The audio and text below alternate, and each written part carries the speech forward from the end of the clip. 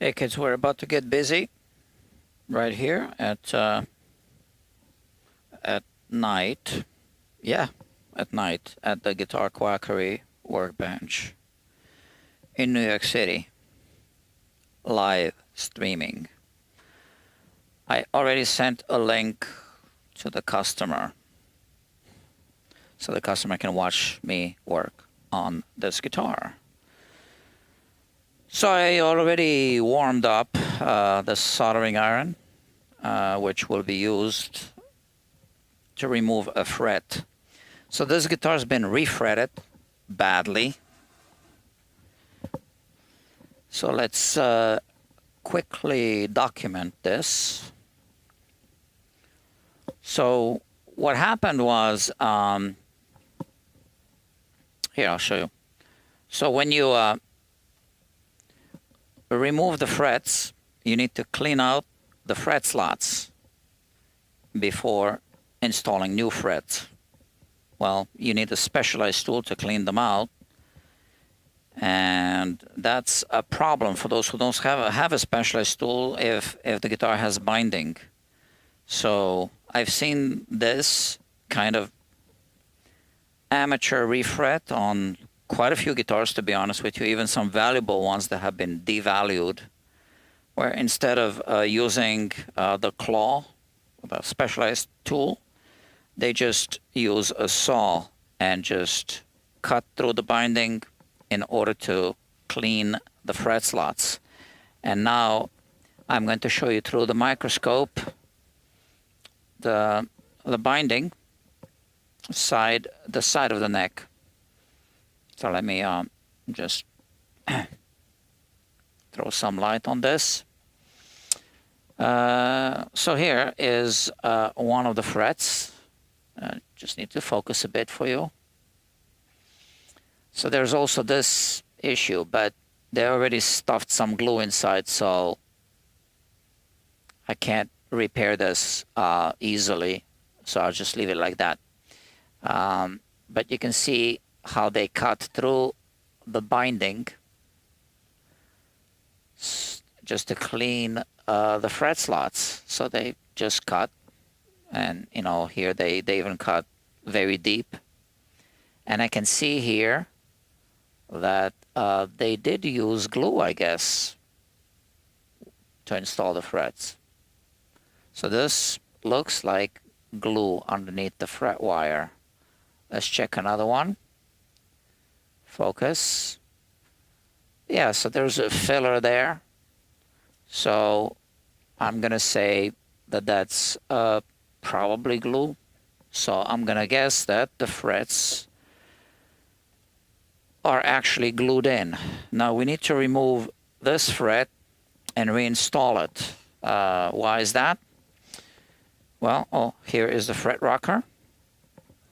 I'm going to show you why. So the frets are a bit uneven,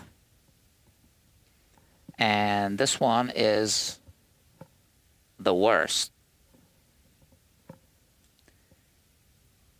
So let me just, reposition the camera a little bit before I zoom in and show you.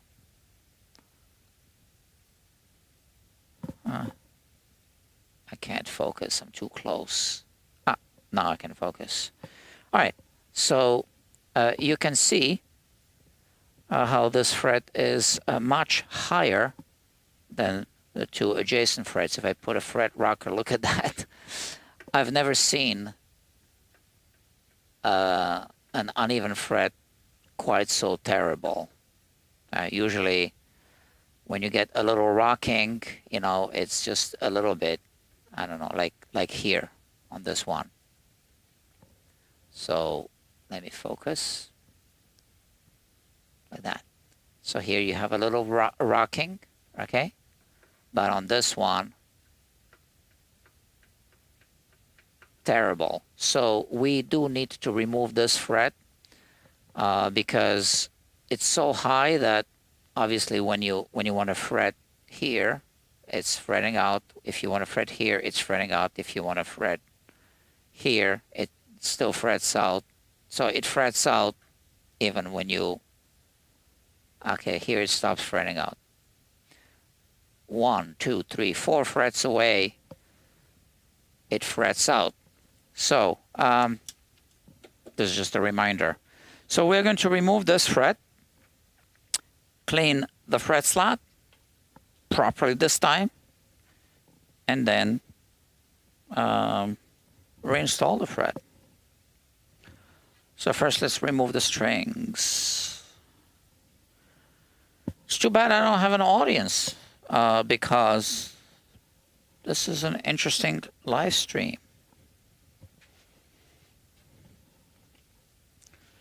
And you know, I'm thinking I should probably make an Instagram video. Why don't we try to do that? Okay. So this way, you know, I can wait for an audience to start joining us here, joining me, not us, not by myself. Okay. Let's see.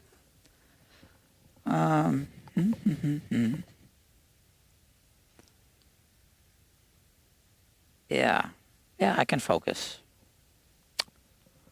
Oh, man.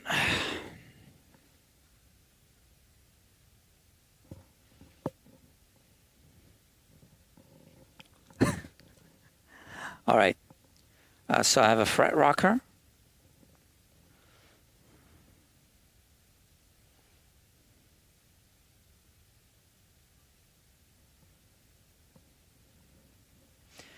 Hey kids, I'm going to show you probably the worst refret I've ever seen in my life. So this guitar here has been refretted. This is a vintage Japanese Barth guitar. There's something going on here. It's a long story. But let's have a look at the fretwork. So you can see these are the new frets. So whoever did this cut through the binding to clean the fret slots after fret removal. But that's not even the worst of it. You can see that the frets aren't even seated all the way. Let's look at a few of them. What a horrible job. I've seen people cut through binding like this, and you know, even on some vintage guitar, they devalue them. So now I'll show you the worst fret on this fretboard is this one here. So you can see how it's not even seated, not nearly low enough. So if you push against this fret, it's actually fretting out here. If you push against this fret, it still frets out. If you push against this fret, 3 frets away, it still frets out. 4 frets away, it still frets out.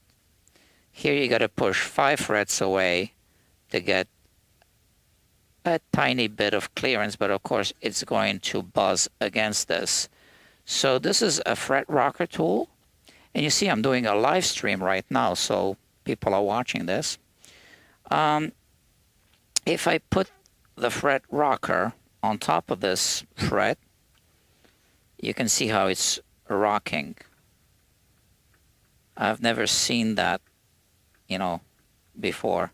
So I'll show you what an uneven fret usually looks like. Just a little bit of rocking here like this. Nothing anywhere close to this. So I'm going to pull this fret out and clean the fret slot and then put it back, replace it. All right. So like I said, I'm actually doing a live stream. So if you've never been on this channel is called Guitar Quackery Live, you're missing a lot. So you're missing out.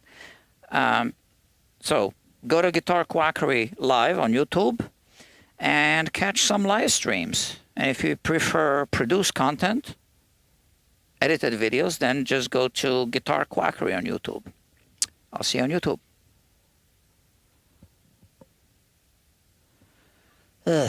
Whatever, it's good enough. So Let me remove the strings. Let me see if it recorded.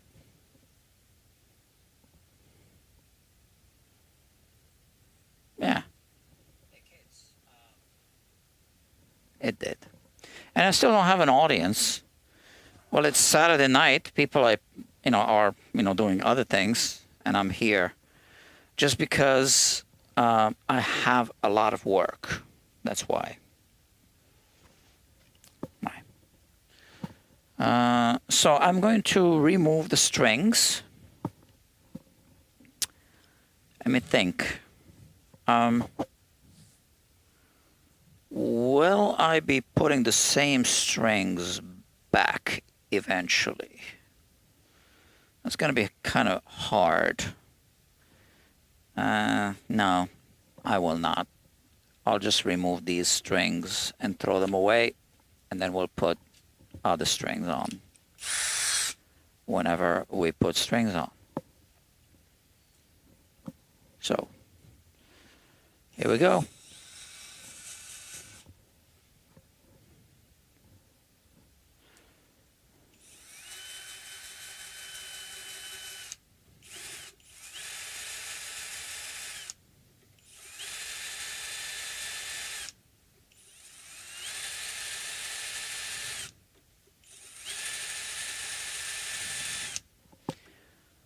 Okay.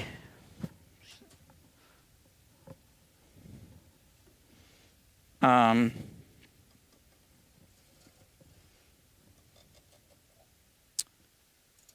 kind of feel like I might be able to save these strings because what's the scale length on this guitar? I could save them for another job. Sometimes we need sacrificial strings. I just don't have it in me. I'm just gonna throw them away. All right. That's it. Snap. Okay. So I don't think I'll even finish this guitar tonight because I don't really want to stay too late. I don't really know. Let's see what happens. I'll play it by ear.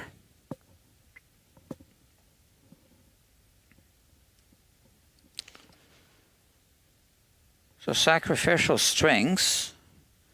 Yeah, sometimes we need to use sacrificial strings, usually when we work on a nut.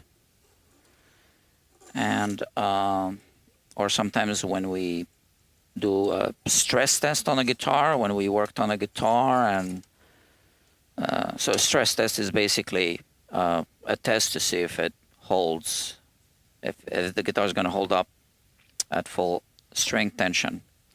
So this is the fret that I'll be removing. I think that's the 17th fret, right? Yeah, 17th fret.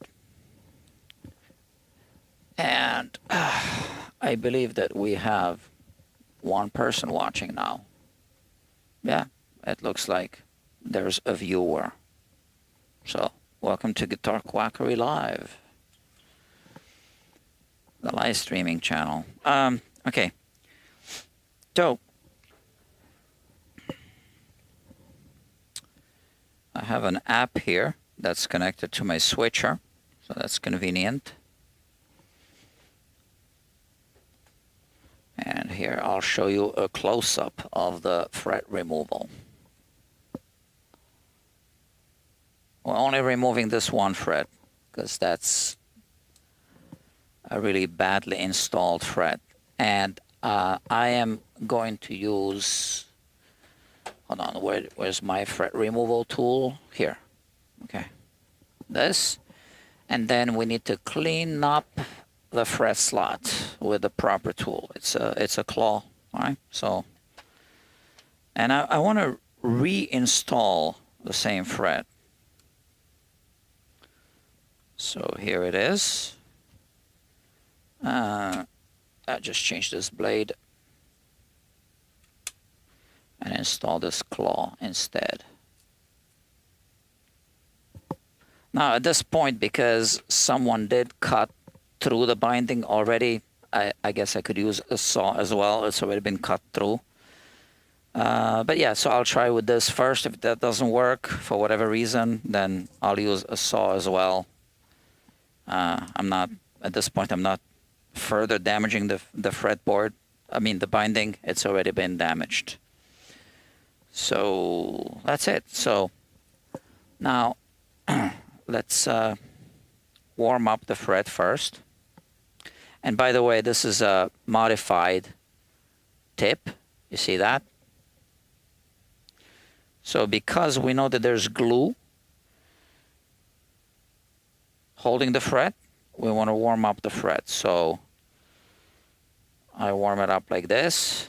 Now some people put solder on the fret. That's a good, for heat transfer. But, that's when you want to throw the frets away. But I don't want to throw this one away. I want to remove it and reinstall the same one. I don't want to be looking for fret wire that matches this one. I already have it here. I just need to reinstall it. Oops, what was that?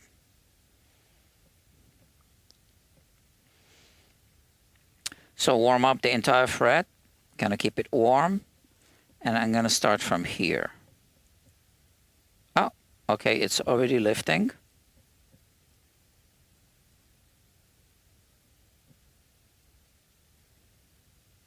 Look at that. That was pretty easy. And here is the fret. And now I can put this away. I no longer need this because I'll only be removing, I only want to remove this one fret. I won't be removing any more frets. So next, this fret is, I guess, still hot. Let me see. Okay, here it is. And now with this claw, it looks like this. I need to clean the fret slot. So it turns out that it hasn't been cut deep enough. So that's the problem. So I do need to cut it deeper. Now you can see that this is damaged as well, and I can't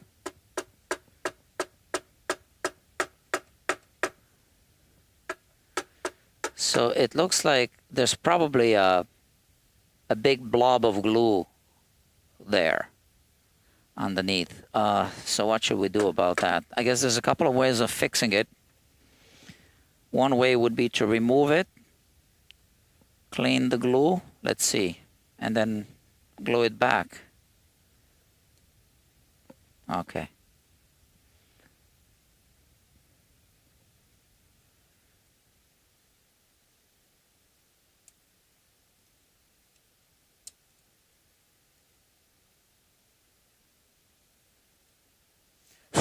Oh, see, I almost lost it. I got it. There is some glue here.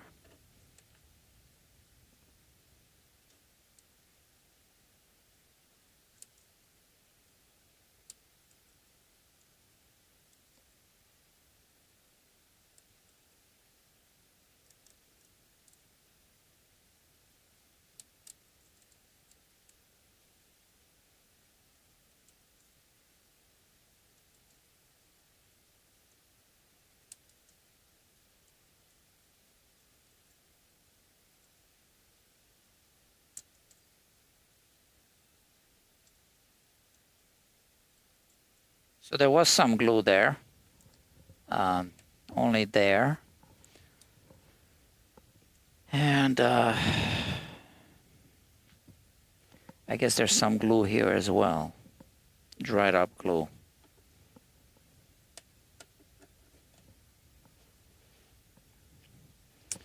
And I want to remove this part as well. I'm putting it away.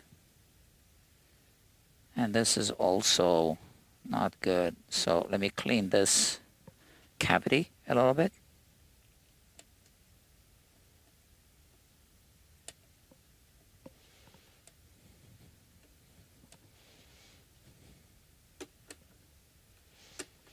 Yeah, there's some glue here at the bottom. So the glue isn't throughout the entire fret slot. I guess they just put 2 little dabs of glue, and they probably let it dry before attempting to install the fret.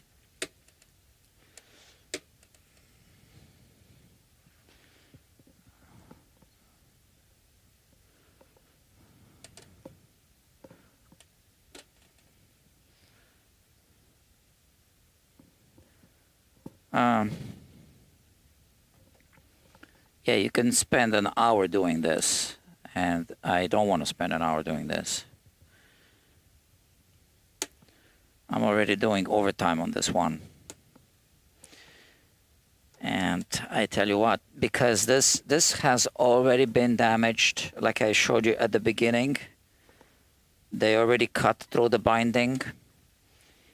I think I'll be practical, and I am simply going to use the fret saw and clean out that fret slot like that.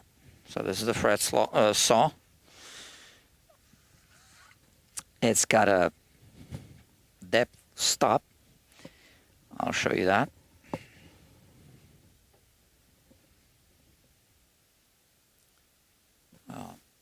Yeah, looks like this. Okay, so it can't go any deeper. It's adjustable. And let's see, I'm a little worried about these 2 horns.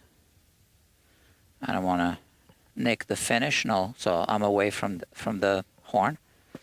And I just am going to clean the fret slot like this and cut it to the right depth.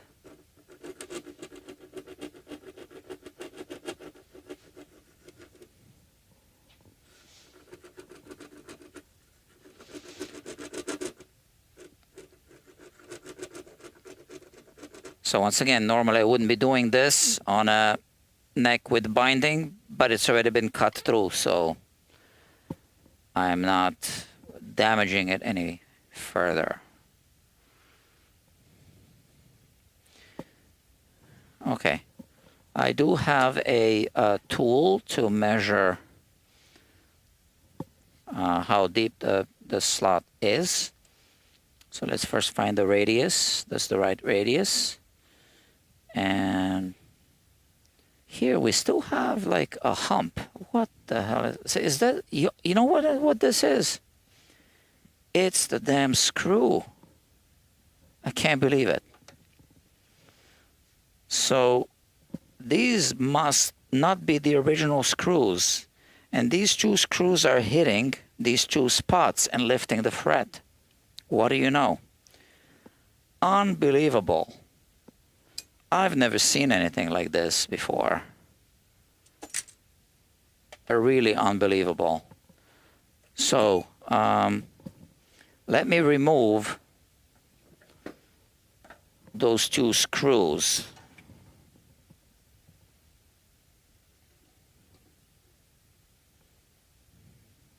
Look at that.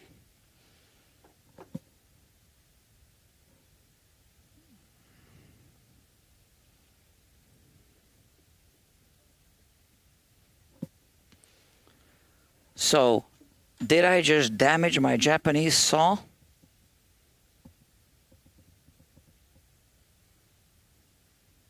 Probably, right?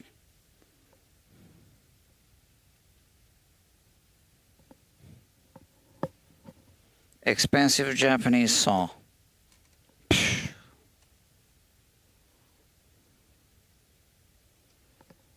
Who would have thought? Unbelievable. So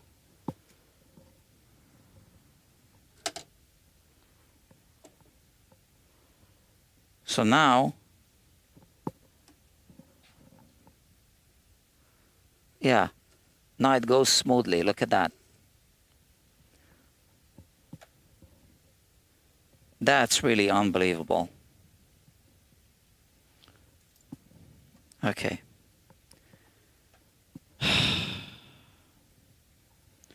So, these must not be the original screws. I need to shorten them.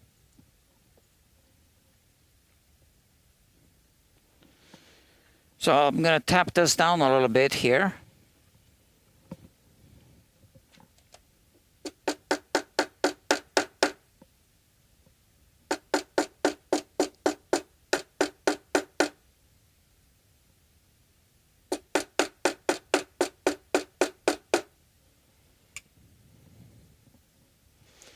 And re-glue these two pieces. I'm going to use wood glue. Or maybe I should use super glue. Let me use super glue.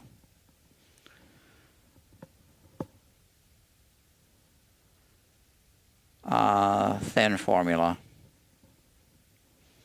Man, I can't believe it. And I don't even have a grinder here.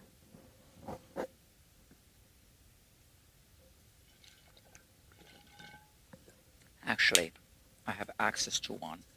It's not my grinder. It belongs to the studio.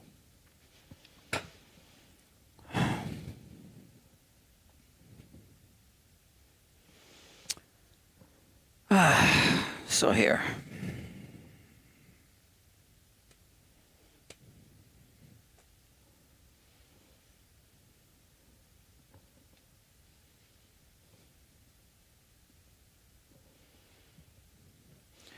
Okay, so now that I removed the screws and I tapped this part here, now this has been leveled off. So now I can reinstall this part.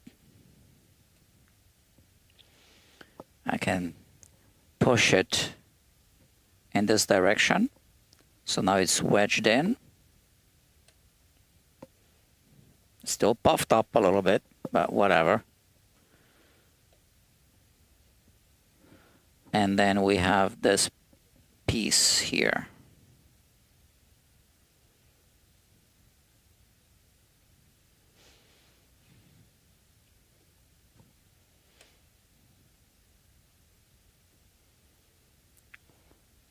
So this guitar had a shim, and the shim, I still have it here, was pretty thick underneath the whole neck. And I guess, see, I can't remember how it was when I got the guitar, but we had to remove the shim, then I tightened the bolts, and maybe I made the fret pop up. I don't know anymore.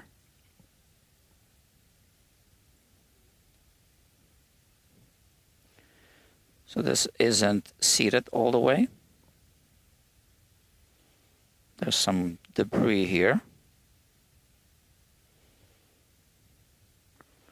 So we want to push it into the end grain, like that, in that direction.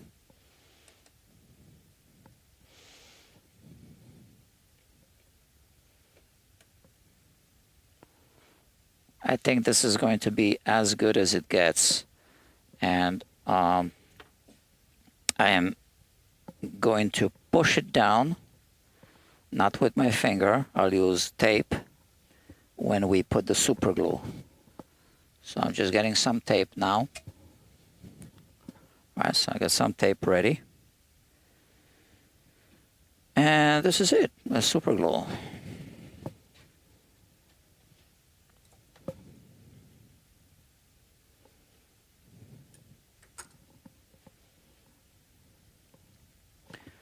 See, I don't want to spill it, so, oh, look at that. We do have an audience. You missed the beginning. It was pretty interesting. I really recommend you watch the replay. I was trying to slow down the beginning to, you know, hopefully to get an audience, but, you know, people joined at a later time. But I do recommend that you watch the replay.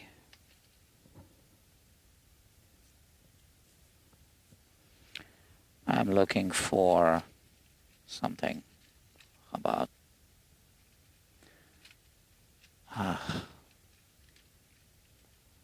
this. All right. This is a little tool I made. So I'm just going to drop some glue here and here. and then quickly put the tape over everything and hold it down for a few minutes.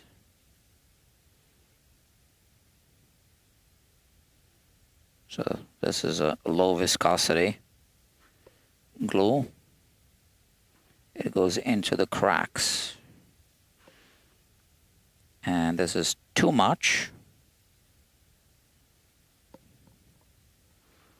So obviously, I have a Q-tip here. I need to remove some.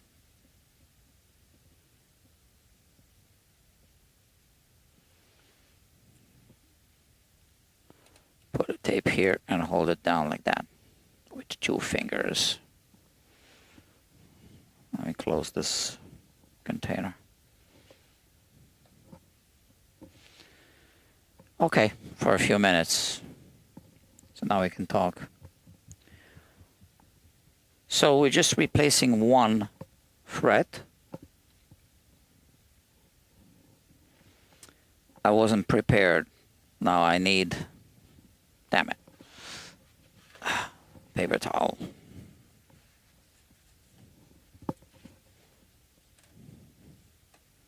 It's fine.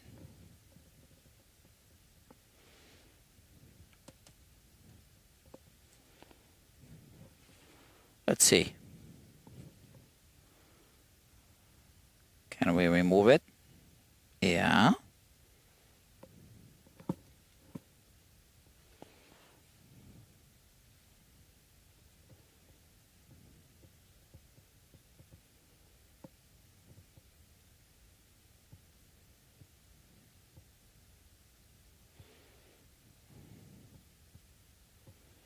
Okay, I think that's fine. And now we can scrape it a little bit, but then we'll need to clean up the fret slot here.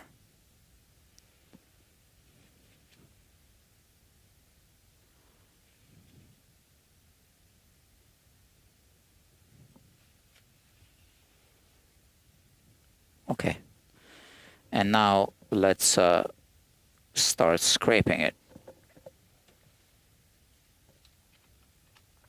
I could spray a little bit of accelerator. It really stinks. It smells bad. I think it's probably very unhealthy. So let me spray and walk away. I really hate this smell. It's probably very unhealthy.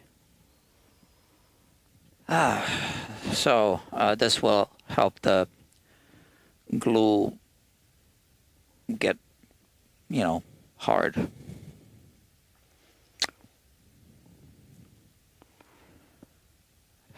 You guys know any jokes while we wait for this smell to... I guess we're good. No, I'm still smelling it. It's a horrible smell. Let's see.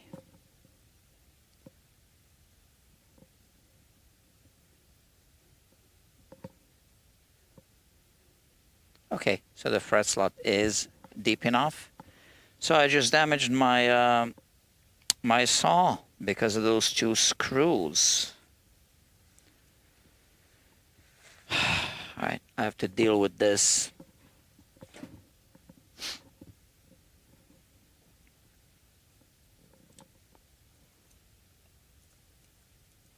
So I'll just use a scraping blade or one of those. There is some glue residue now from the tape, so that's going to come off first. You can see it.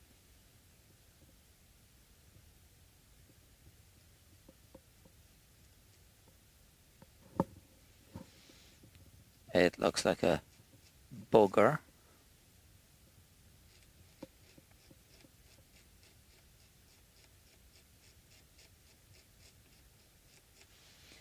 And I actually have an idea.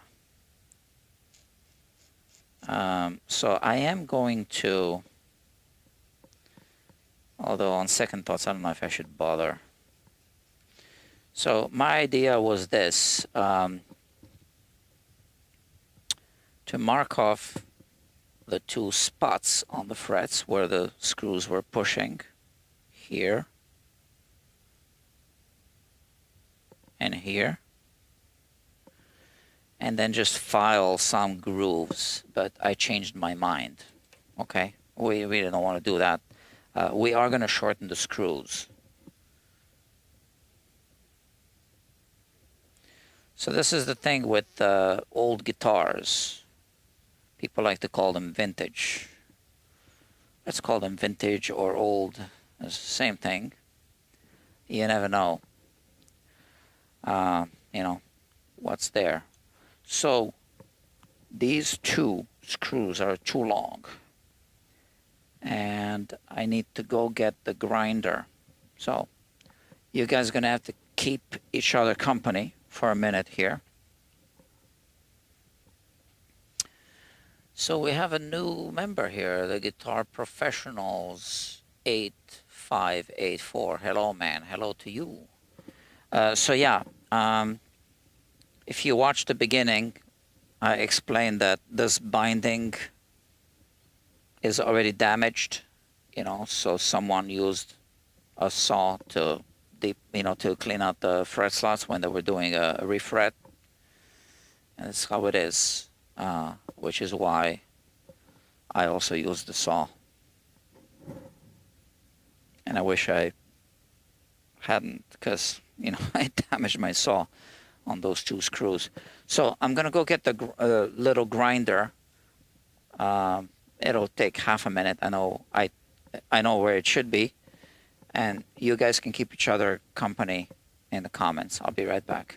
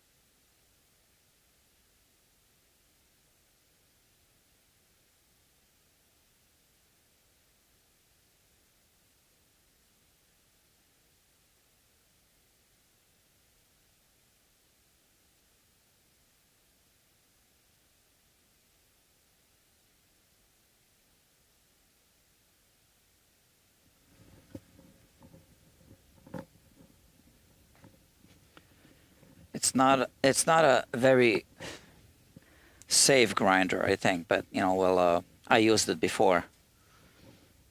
I'll be careful.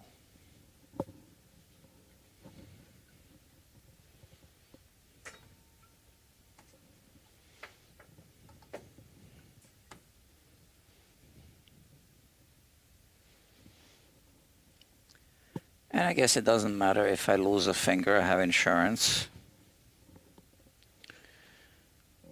Okay.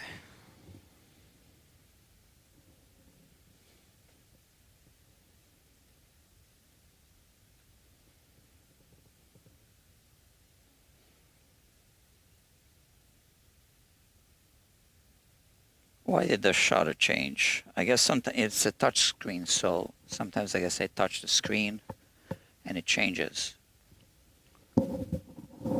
Dr. Mark Kenny is here.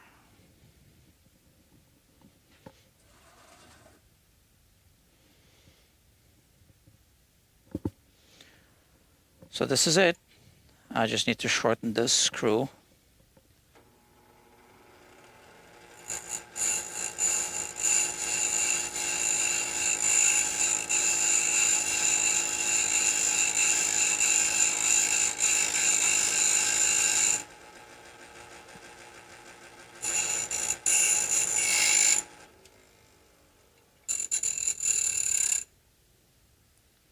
Okay, it's still spinning, and the other one as well. So now these are going to be shorter than the other two screws. I wonder if I should shorten the other two as well. I think I should, right? So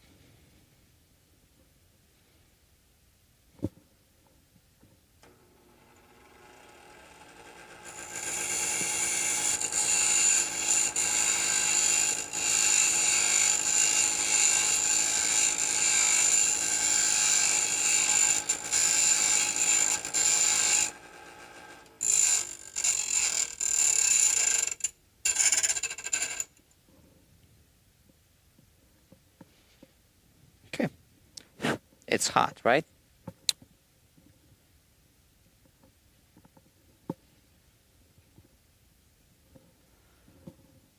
So let me, I guess, remove the neck so I can shorten the other two screws. We're going to look at that neck pocket anyway. There are some potentially some issues with the neck pocket. I'm not sure, so we actually need to look at it. This is just a cover. There's no pickup here. I'm removing it so that I can see if there's anything loose inside here. Because when I put the strings on, sometimes I hear crackling.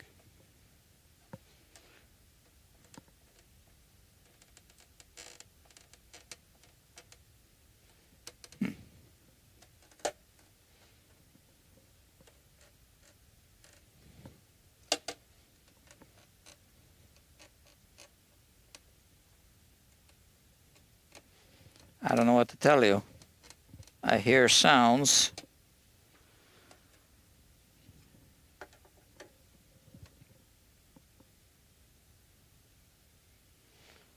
And we also need to fix this screw hole.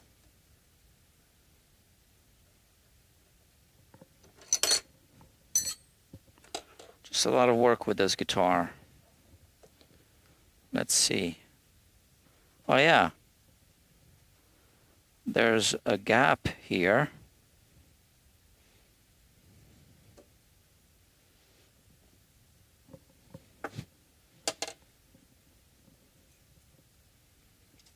See that?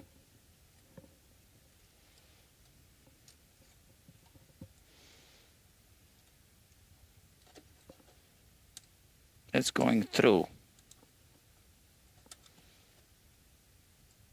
Yeah, it's going through. So that's something else I need to fix.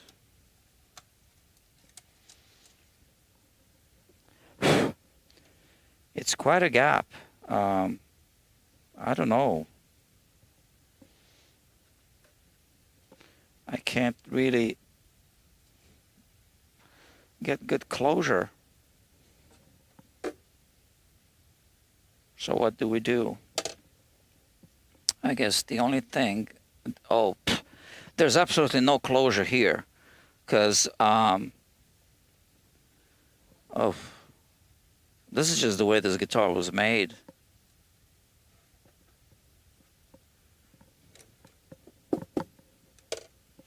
Okay, I'll try to show you on camera.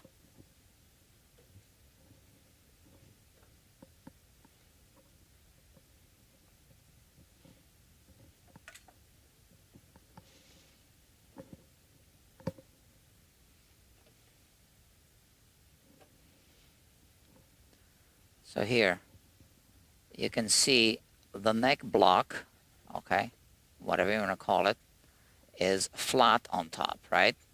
But the guitar itself is, this is going up in this direction.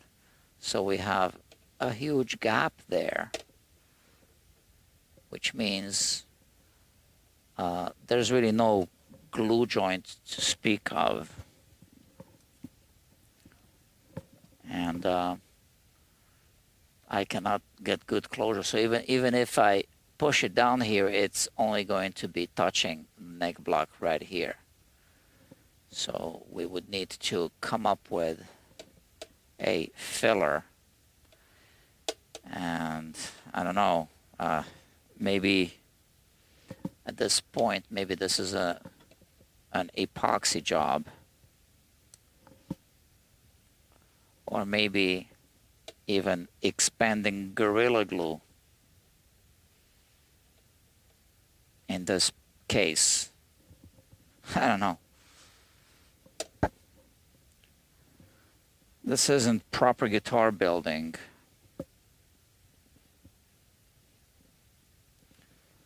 But to be honest with you, I think, I don't think I need to glue that. I mean, this isn't moving in this direction. So I think the sounds that I'm hearing are coming from this lip, because there is a little bit of a lip. You see how my fingernail is just kind of catching this? So I think we can just leave it alone. And I need to shorten these two screws. Same way. I showed you already a close-up, so let me just get this done here.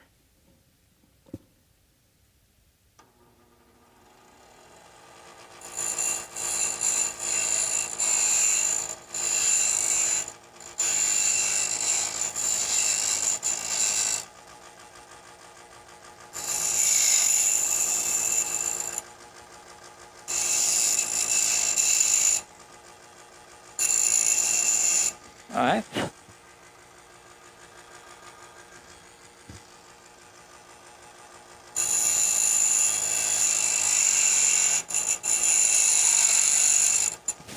Oh.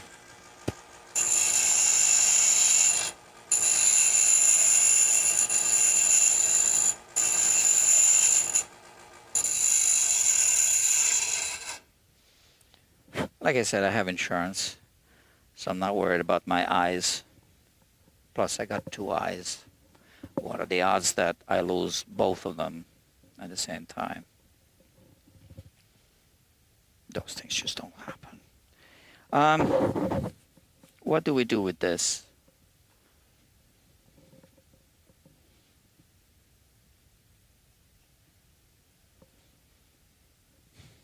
Kids, I don't know. Should we just put some epoxy?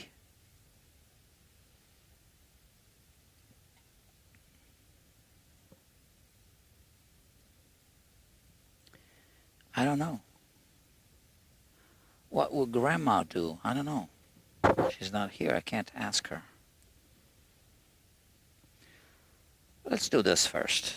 So we have a hole that we need to enlarge and plug right here.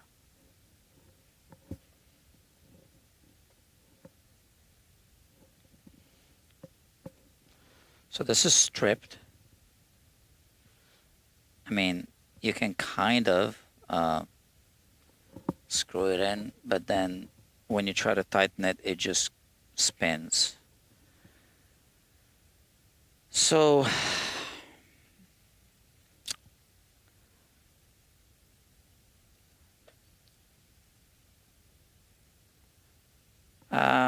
I guess the best option is to install a plug and then drill into the plug. Yeah, I think that's how I'm going to do it. So this size is, I forgot. I'll measure it.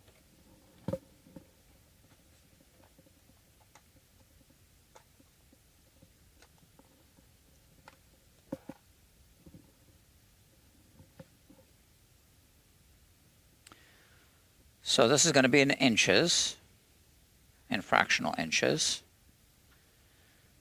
25/64s? No, this must be it. 3/8.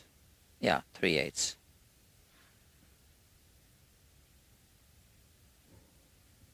3/8, okay? So that's the drill bit we're going to use, 3/8, and you know, plug it, cut it flush, and re-drill.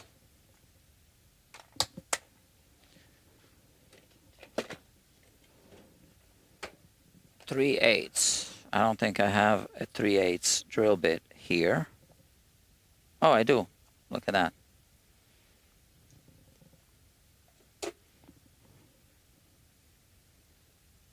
Perfect. Maybe, I don't know.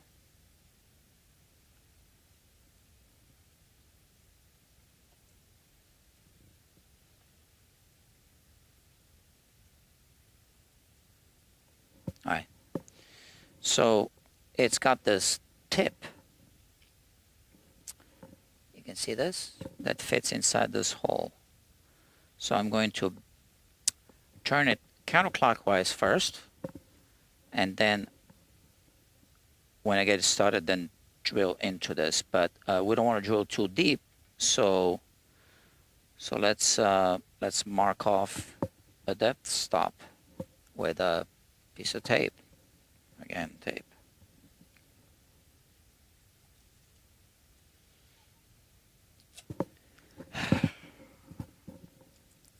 Grandpa Joe is here.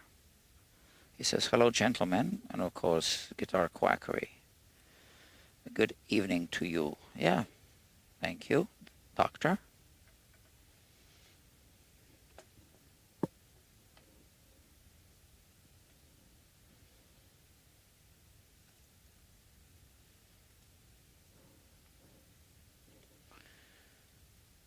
I'll just do this. Eyeball it like this. We're gonna drill no deeper than this. All right.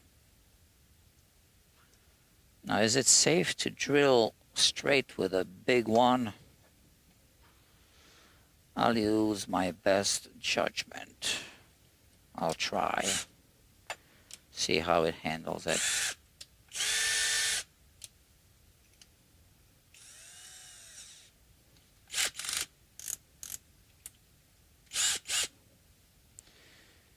And like I said, we're going to go counterclockwise first.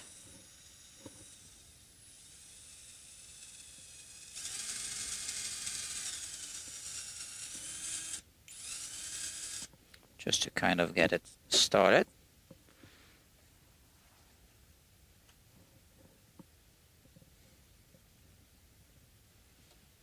Okay.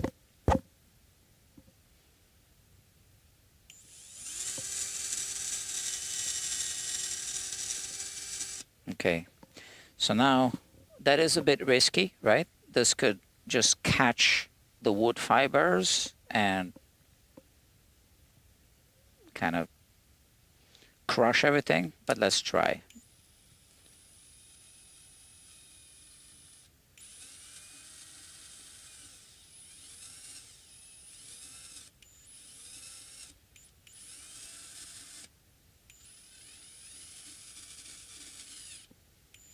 You see what it's doing? Okay.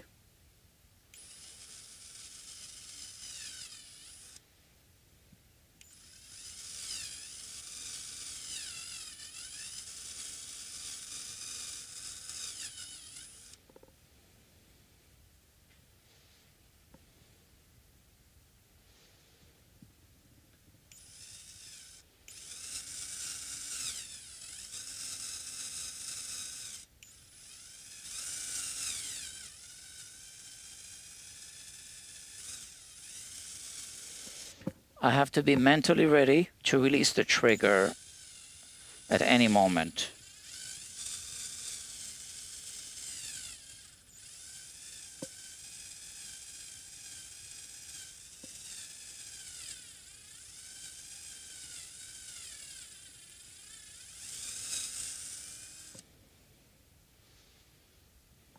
Okay.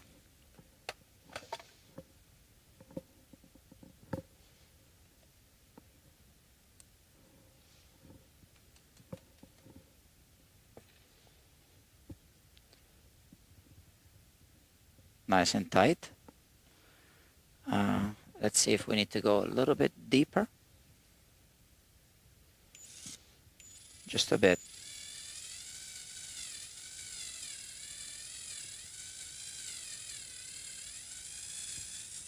That's it. Okay, no deeper than this.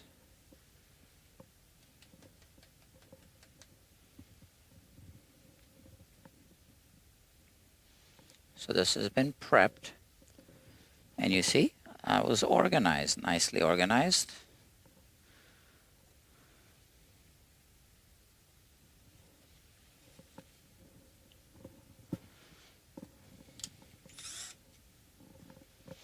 So now I will just use tight bond, which I have, I think, over there.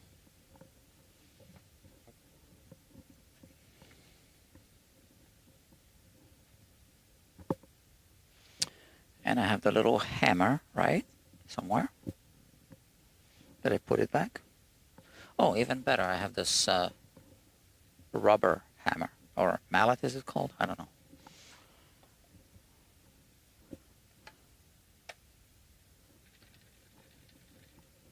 Okay. So tight bond.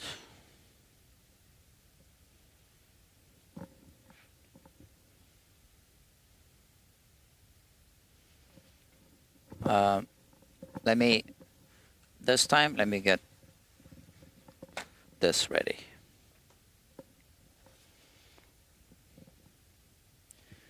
And again, just in case it drips on the workbench,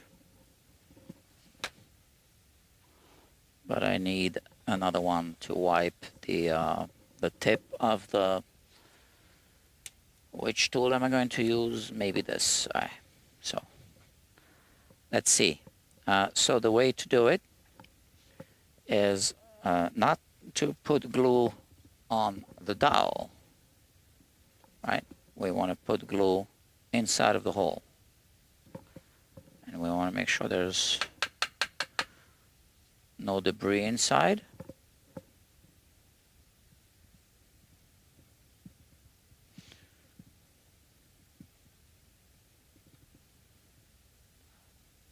That's about it. Maybe at the very bottom, a drop. Yeah.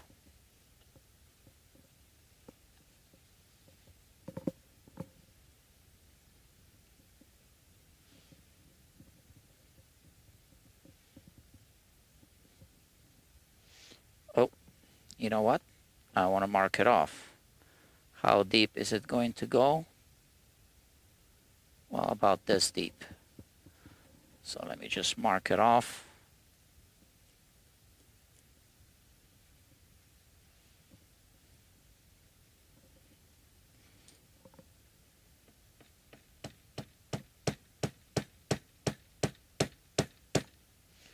And now check that pencil mark. You see it's still here.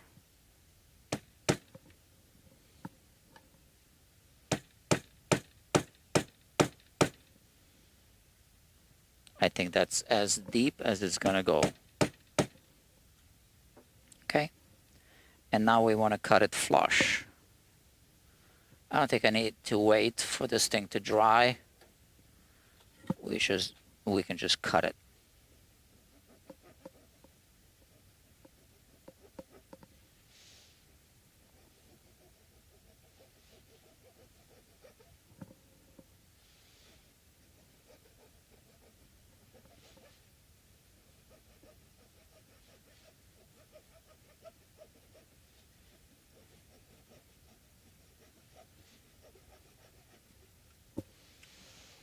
Hold on, I was gonna do something while this is drying. I was gonna do this. But I'm not going to wait for this thing to dry. It's gonna be fine because it's not wiggling.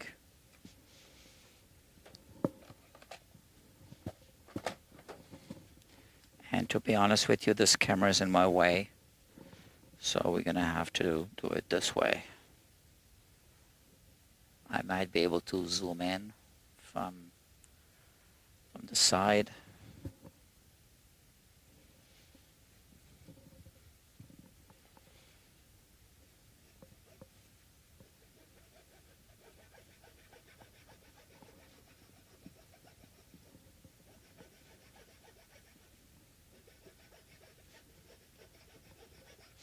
Do I have a, because this is the fine tooth blade, do I have another blade? I do have another blade, but just not here. That's a bummer. I have it at the other shop. And I also have a Japanese saw at the other shop. I mean, I do have the Japanese fretting saw here.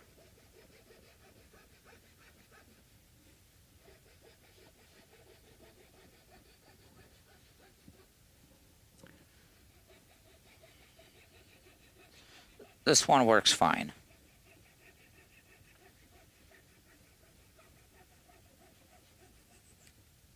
There. So it's nice and flush. And now we can use the sanding block. This.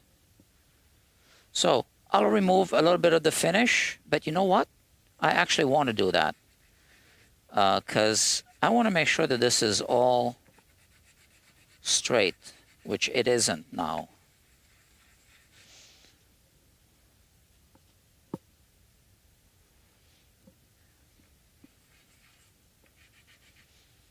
So I believe that I even have another sanding block, a wider one. I think it's right here.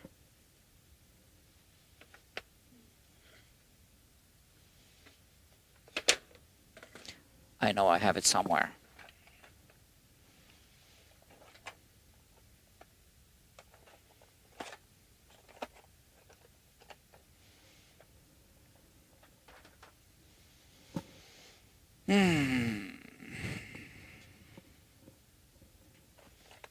Oh, here it is. Great. So let's do it this way. See? So this will make it flat.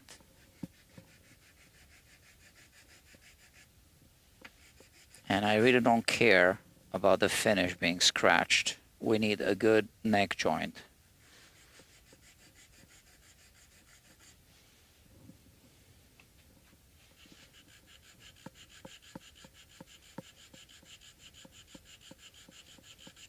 And you can see that it wasn't flat. It was, you know, Humpty Dumpty. There were humps.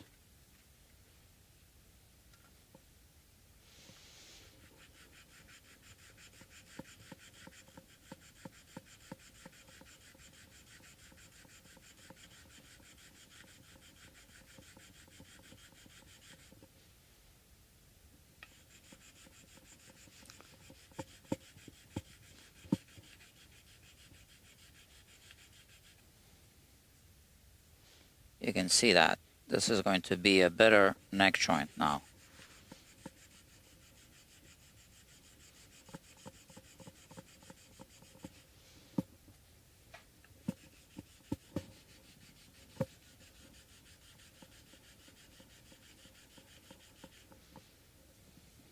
Look at that. Now it's flat, not quite throughout just yet.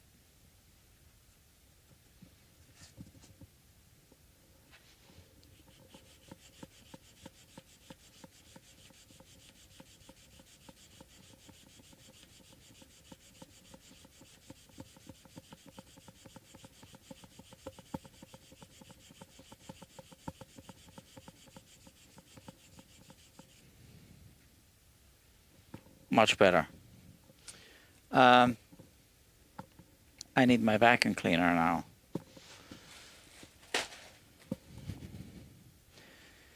Man, I tell you, you need so much equipment, so many tools, so much equipment to do this job, to do it right.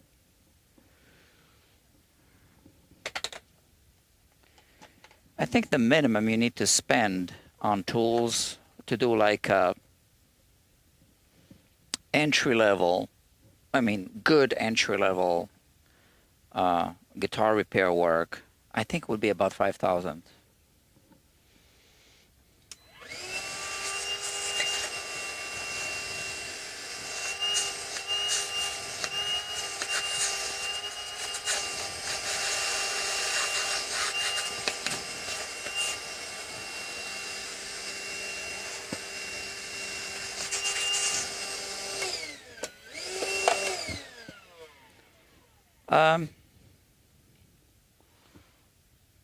So I can't really flatten it all the way to the edge because this is pretty low here.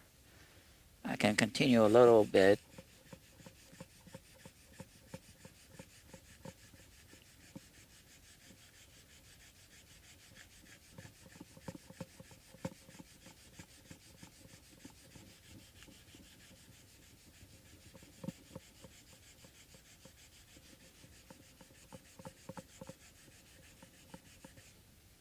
Okay.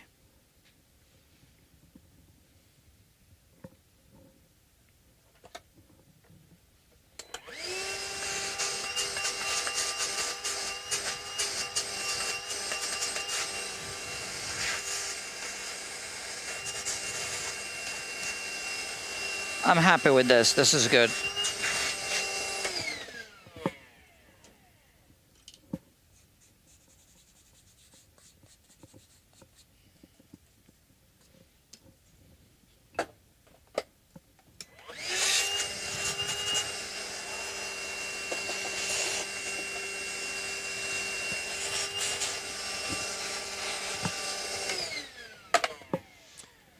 And that's the bit that I cut off. I'm actually going to save it. Sometimes these things, you just need the right size and you have it already. So that's that. I'm going to clean this with the toxic chemical that I have right here.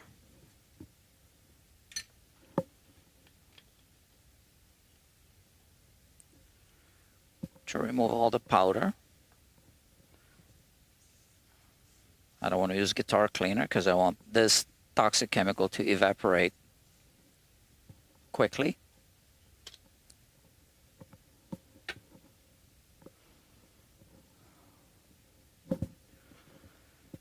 See, it's almost dry. Oh yeah, this I'm sure I will need in the future. I made it for a job and here it is now, you see? So it's good to save these little jigs.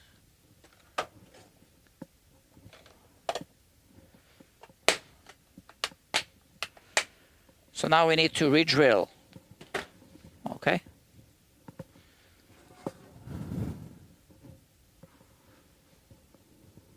We need to choose the right size drill bits. Bits. You'll see why, plural.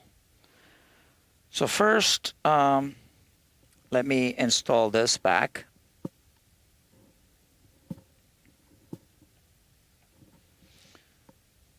Okay, this is our shim. It worked really well, so I don't need, change it. And we're gonna drill into this, okay? Now, I guess what we want to do is we want to install the neck using at least 2 screws of the other screws. So that's the one we're drilling. So I'll install this screw.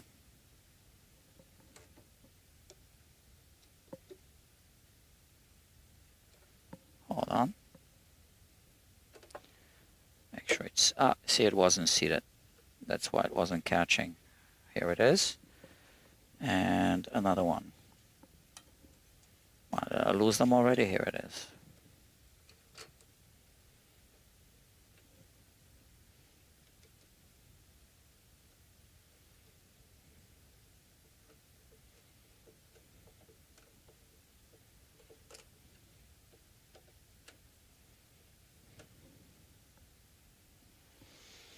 And first, so why we need two drill bits? Well, the first one is just to mark off where we're drilling. And the other one, the smaller one, will be to actually drill. So what size? Well, I need to I need to use my complete set of fractional drill bits for this one, because it's going to be an odd size. So let me clean up a little bit here first.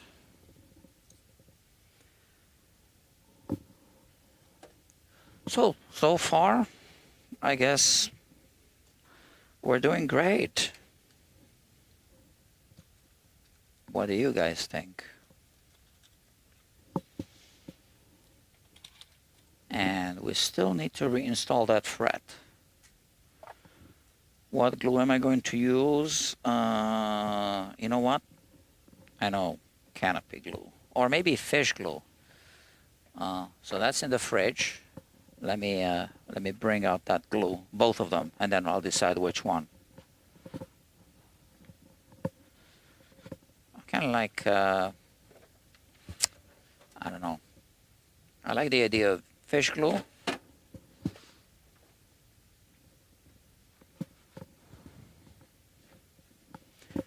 But maybe I'll use the canopy glue. I don't know yet. Okay, both of them are here, getting acclimated to the right temperature.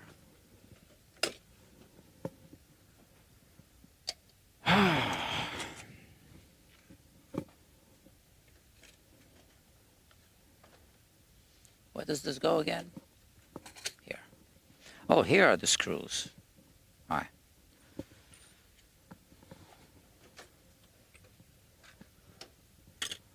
I don't even know where my own tools go.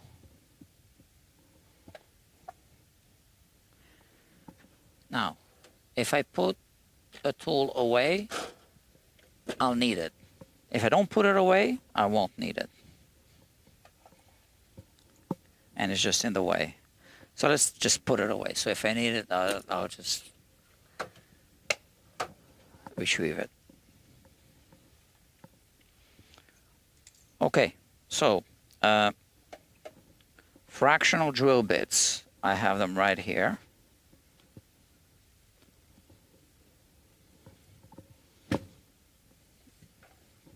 In all fractional sizes.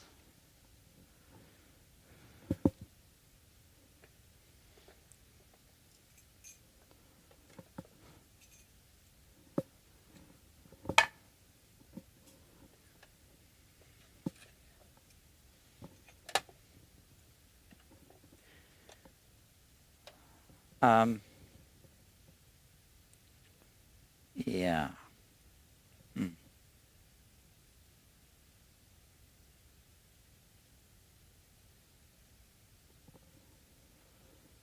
I just want to make sure I remember which is the base side of the bridge. This is it. Okay, so here it is.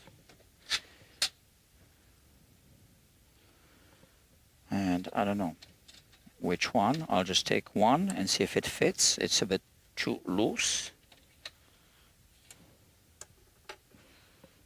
Let's skip a couple. I guess maybe next one. Ah, you see, it's tight. So, the previous one. And with this, we just mark off the center. I can do it this way and just turn it as I do this. I'm just making up this technique. So I turned it counterclockwise. Now let me turn it clockwise. And let me just turn it by hand. I don't want to use the power tool for this because I want to feel how it's cutting. Okay. Now that's just to mark it off. Okay. And now we need to determine which is the best size for the actual screw. So we take a measurement and we'll know.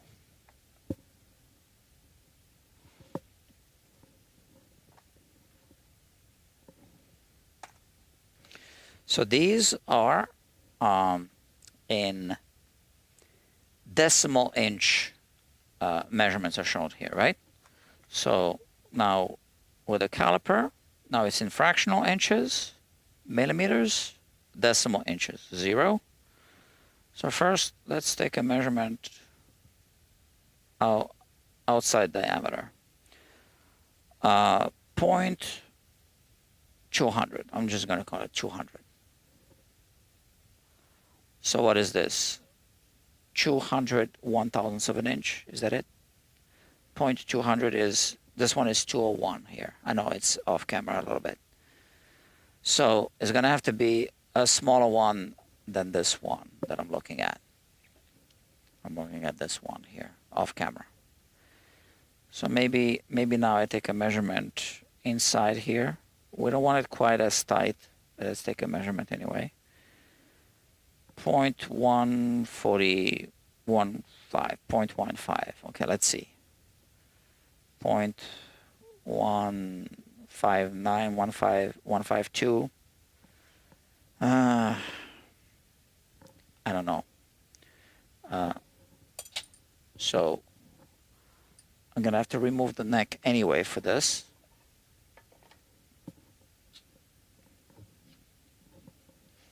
Did I put away the screwdriver? Yeah, I did. See, I told you. If I put away a tool, I need it.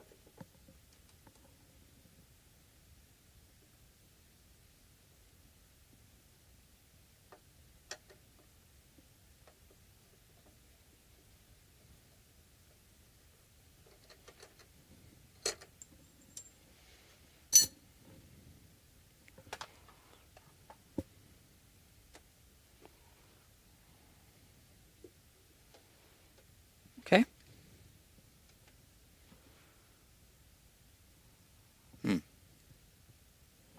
Okay. This is where we're drilling.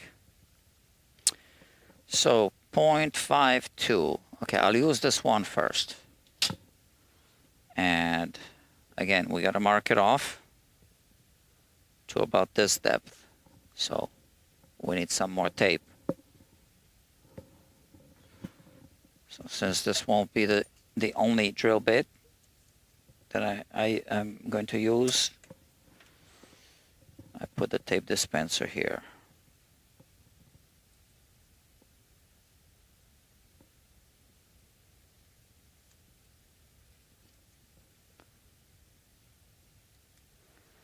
So I hope this is good because this isn't even in the middle.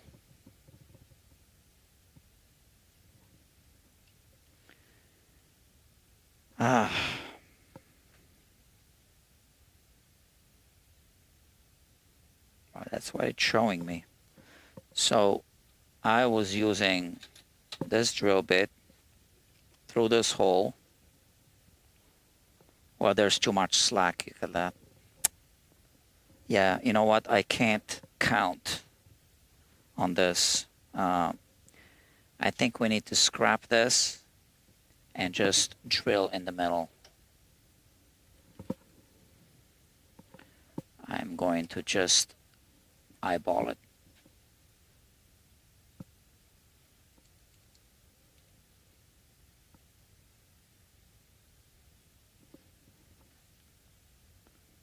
This is too much off center.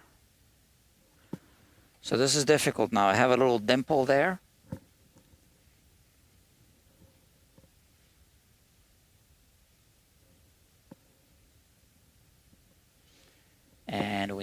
drill right next to it. So this is how I'll do it. And you know, I should be using a bread tip drill bit for wood. I do have one here, but it's too big. Now, my neighbors have a set of those. So once again, off camera here, I'm right next door.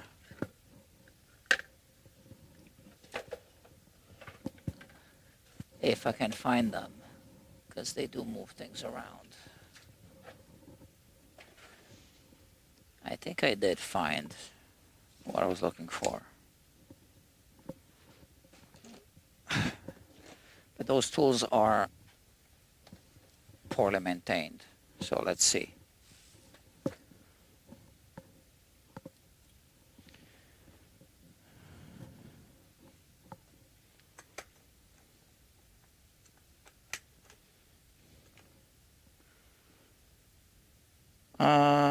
Yeah, how about this one? Okay. And where's the drill? Electric drill? Where I put it? Here.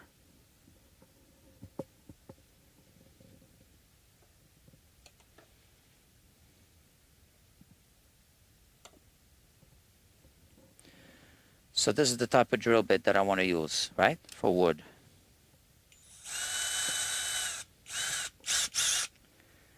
Although,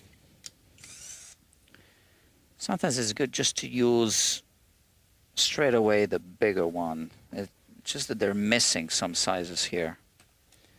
And I wonder if this one is too big. Let me see. No, this one will be just right. Okay. And this way we only drill once. This one.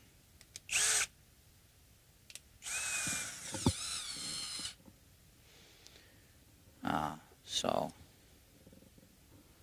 I'm gonna put something here. Paper towel again.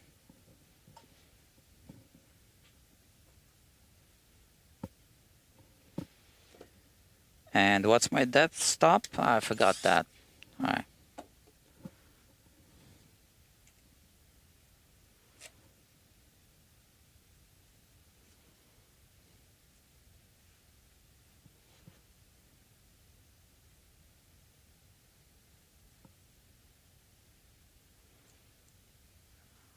Now that's my maximum depth using this drill bit. But you can see that it has a tip like this, which means I'll need to deepen it a little bit, I think. Okay. Counterclockwise first.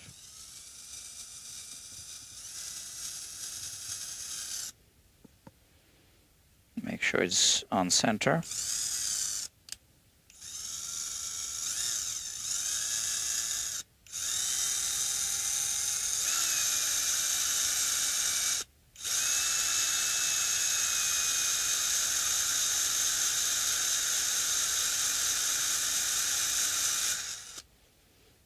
It's dull.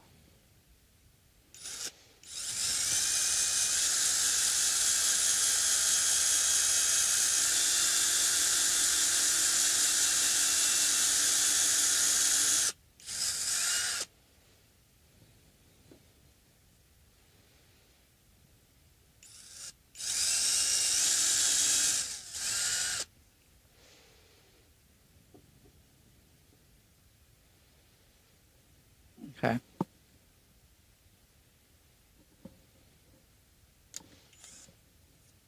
I think we're good. Yeah, man.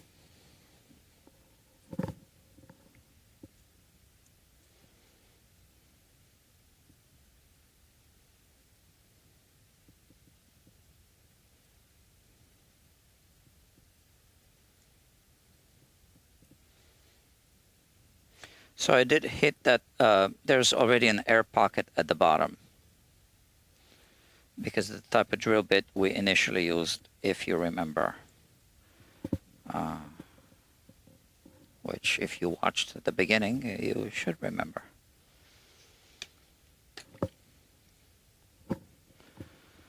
Now, that's done.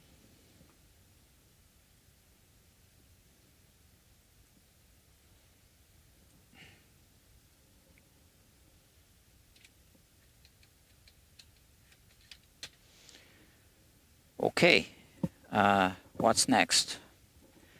Before we reinstall the neck, we want to install that fret, right? Because we want to tap it in.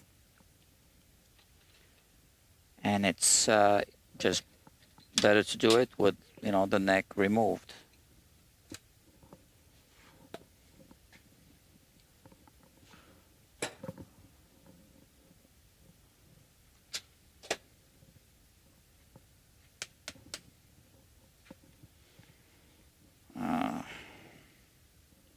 So we need this to be higher up, a little bit elevated.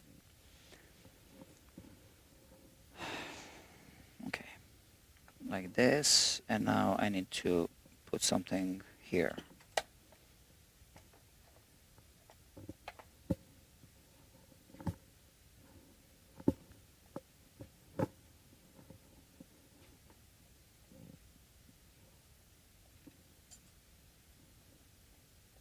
Okay, good. Look at that.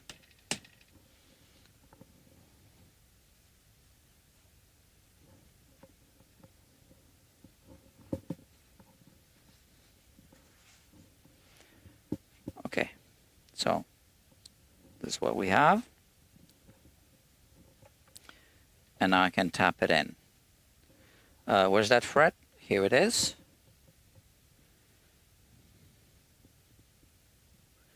We are going to reinstall it. I think I'll use which glue?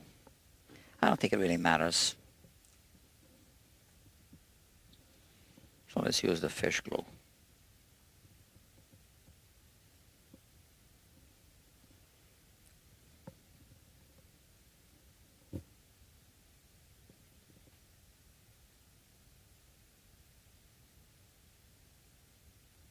It's a little more viscous than I want it to be, but it'll work. That's because it just came out of the fridge.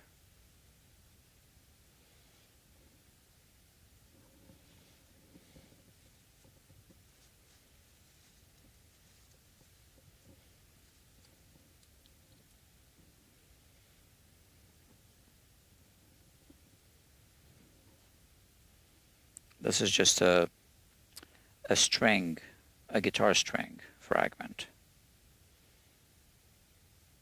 Okay. That's good. I just made a bit of a mess. That's fine. It comes off easily.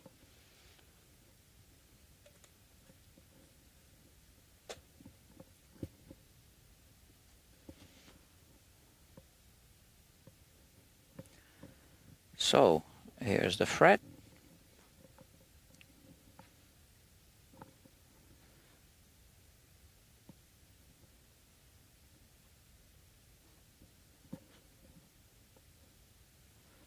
And what did they say about putting tools away? Well, I put away that mallet and now I need it. It's always like that.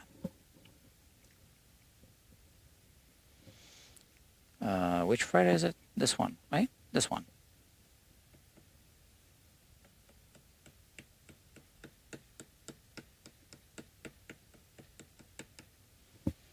Okay. And now we want to test it with a fret rocker. Quite high.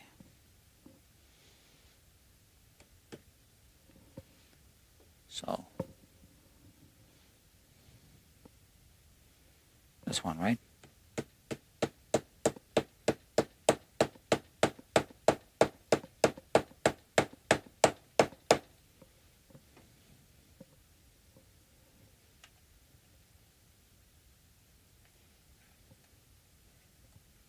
Still high.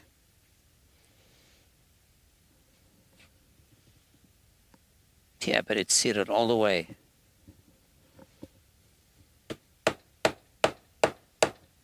Look at that. Yeah, it was already like this. So no problem. We have other methods. This is a wooden dowel, and I have the regular hammer.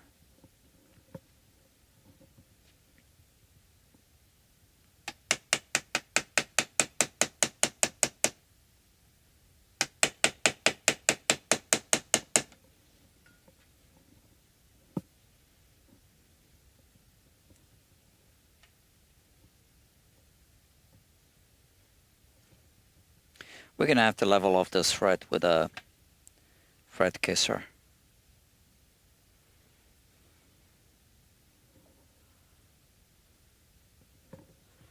It's seated here on this side, but not on this side. It's funny.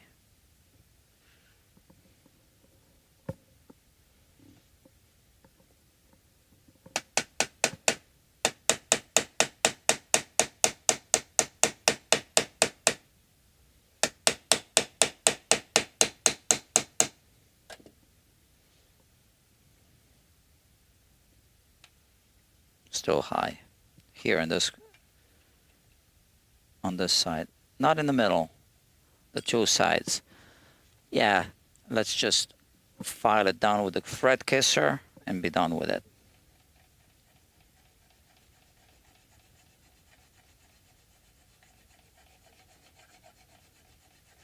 So I'm using the long part side of the fret kisser so that I can do a few frets at once, because there's quite a few uneven frets on this fretboard. But I'm not going to do a level crown and polish on this one. It's just not in the budget.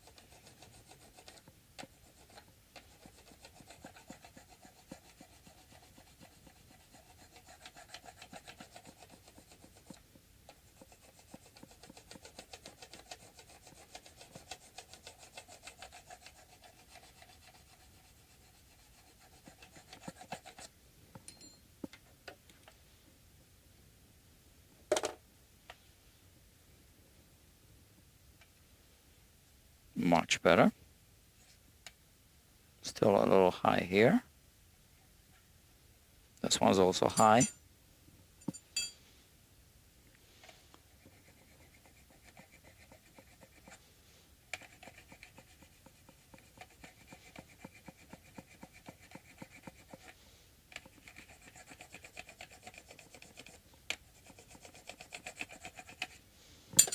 Okay.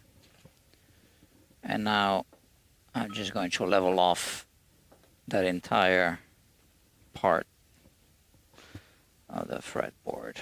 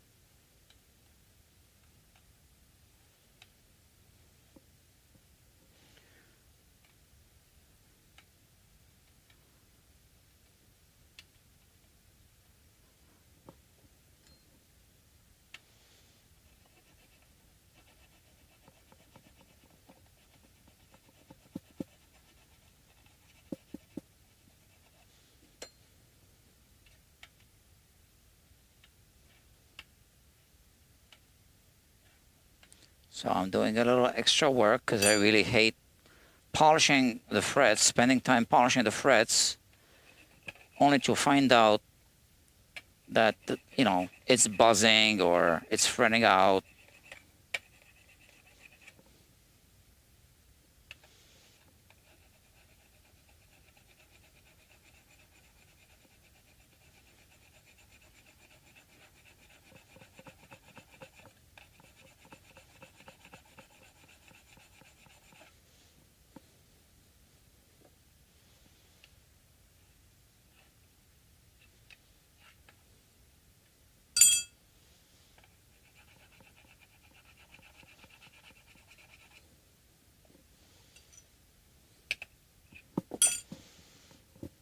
Okay.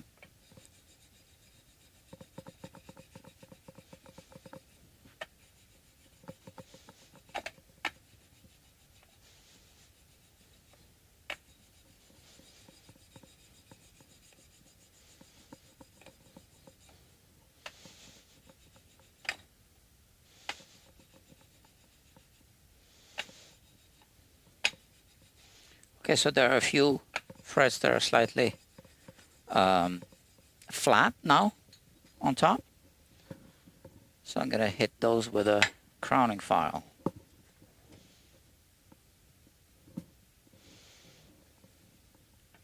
This one for sure.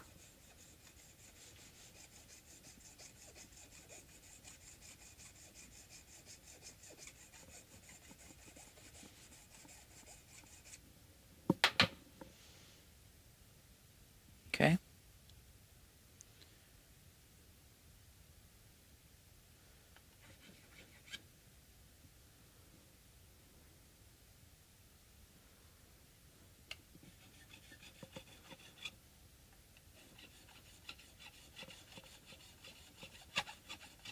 I'm just looking at the reflections. I can see if there's a flat area.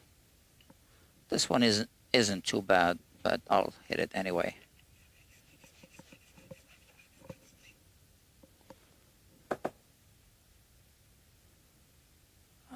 Yeah, I think we're good. Okay, let's clean up. Okay, so friends, I need to make some decisions here. So first, I no longer need this toolkit.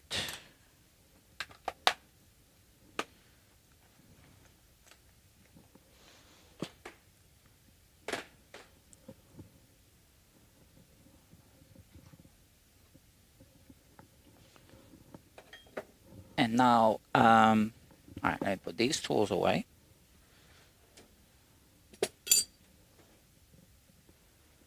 This is glue. Let me unplug the grinder before I turn it on by mistake, by accident.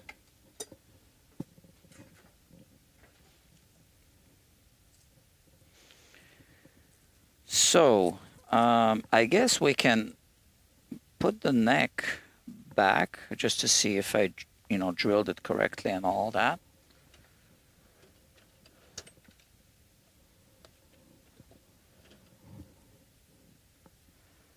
I am going to use a countersink, which I have somewhere here. Yeah, by hand, just to make a little bit of a countersink there, like a little funnel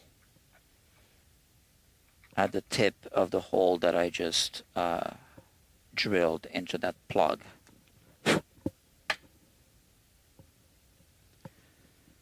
And I hope I drilled it in the right spot.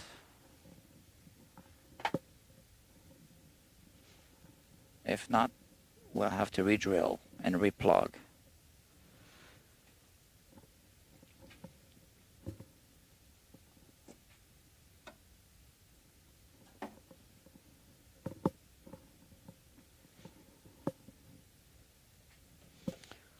Let's see. Okay.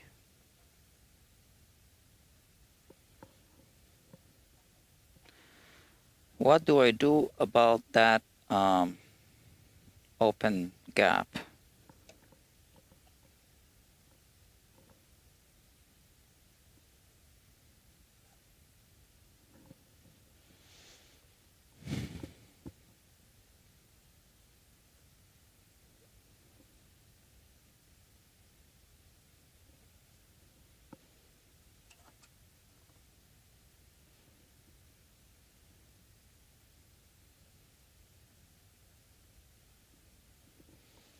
I don't know.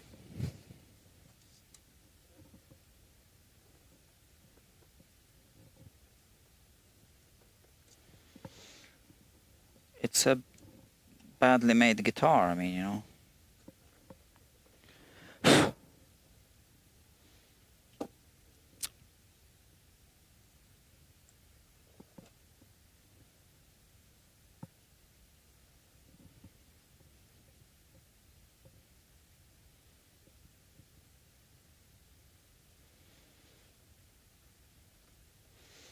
I'm just trying to see if there's any movement there.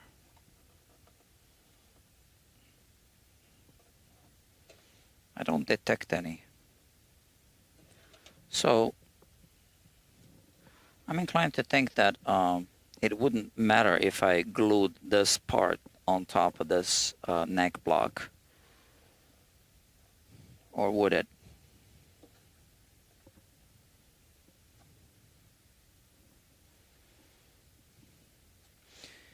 I mean, to do this correctly, this would be a major undertaking, major job. And I wonder if I just put some epoxy, if I just make it worse by making it almost impossible to do it, quote unquote, the right way.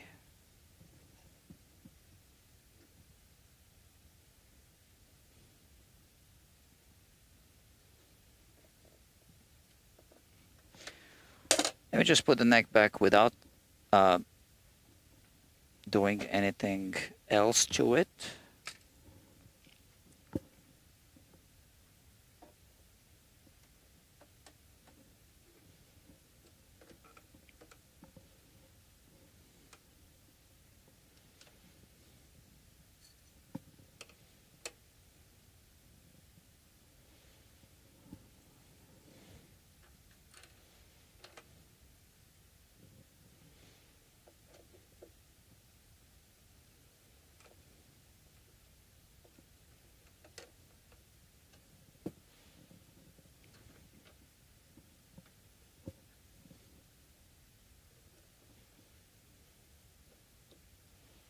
Let's see.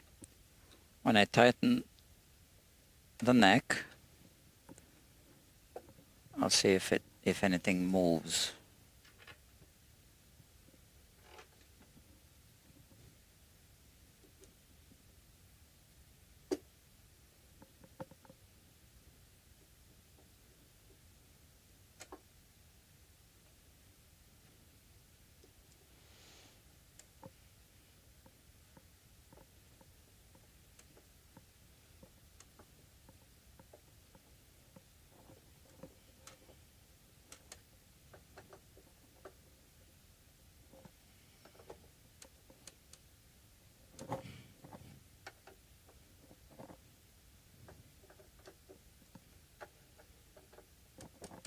Okay. All right. I hope that the screw did not push this fret now. I mean, I did shorten the screw, right? It still pushed the fret. God damn it. There's got to be some debris there that's now pushing the fret.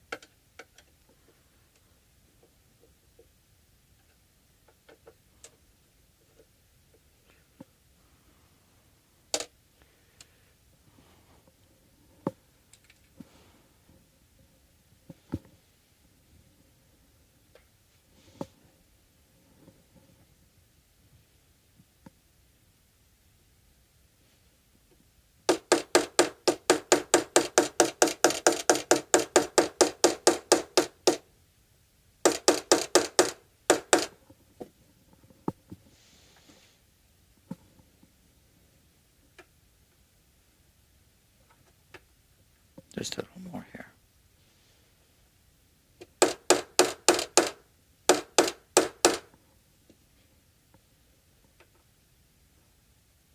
Just here.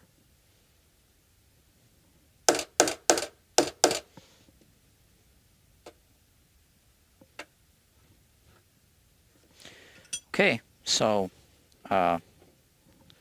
these two screws need to be shortened a little bit more.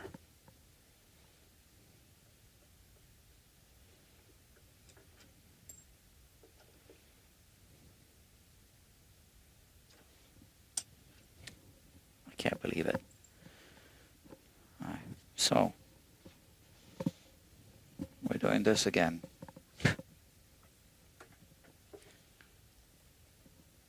See, this is why I charge by the hour for these vintage guitars because you just never know. This is already frustrating to me.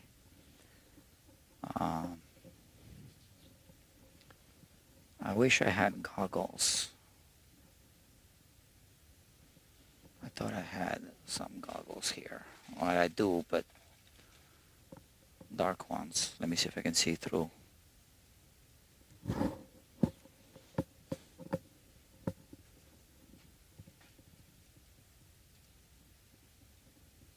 These are for infrared protection. They're green. Where I put the other screw. So I had one in my hand and I put it here. Yeah.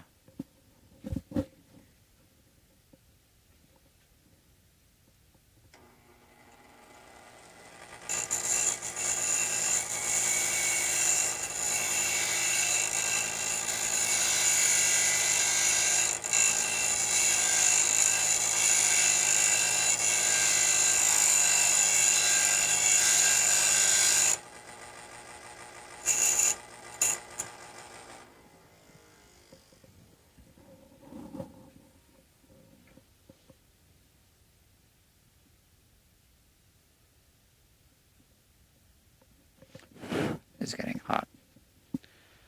So let me shorten the other one first, the same amount, and then shorten them again.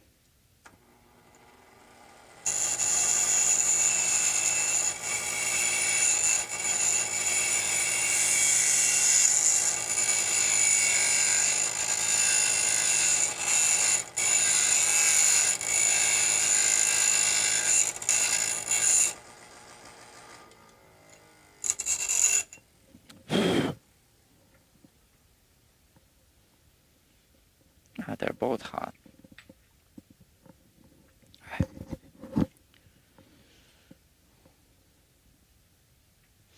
I think maybe they're the right length. We don't want them to be too short either, right?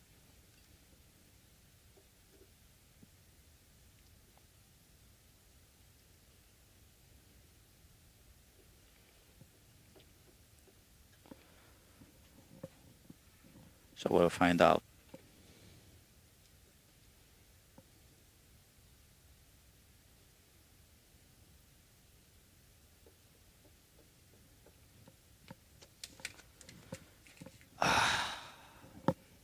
It's already been almost 2 hours.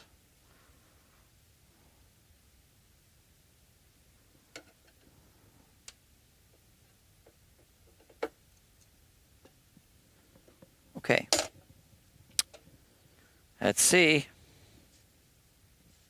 The moment of truth.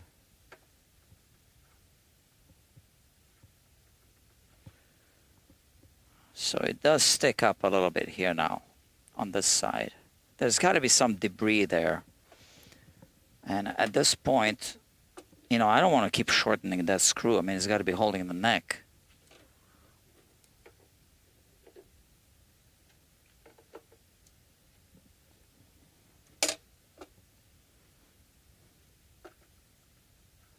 It's just minimal.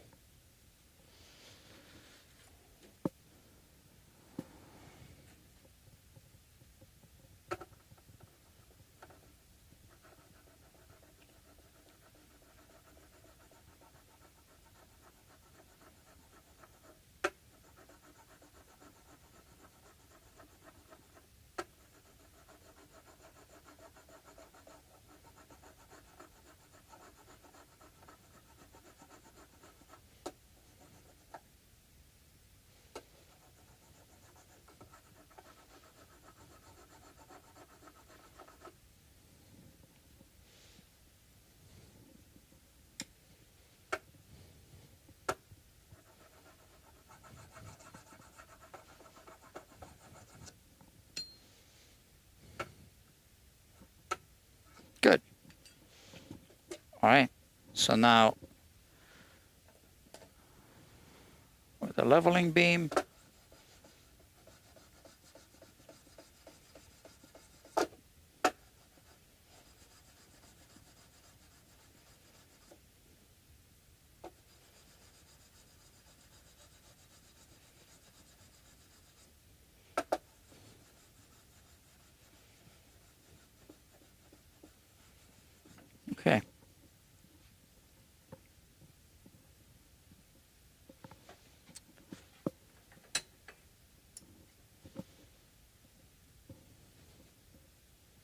That's the one.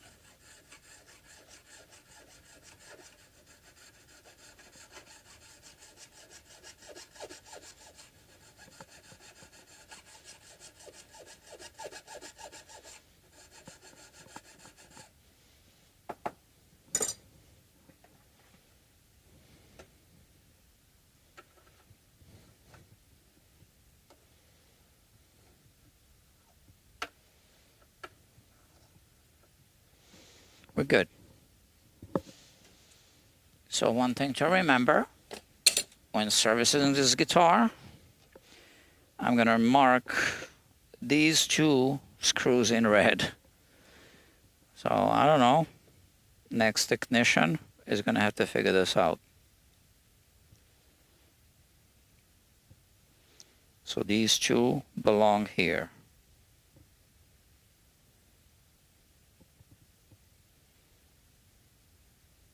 They're shorter than these two.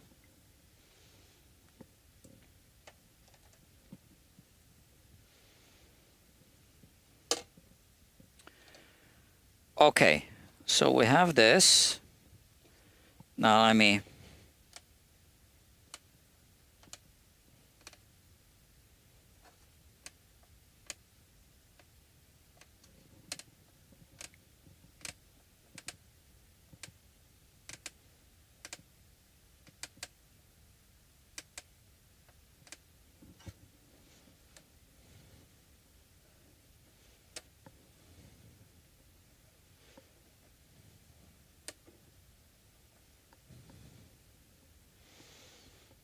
see.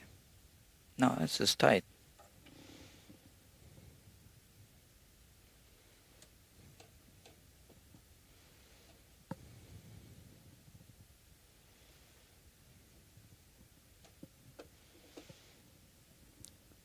This is just how this guitar is, my friends.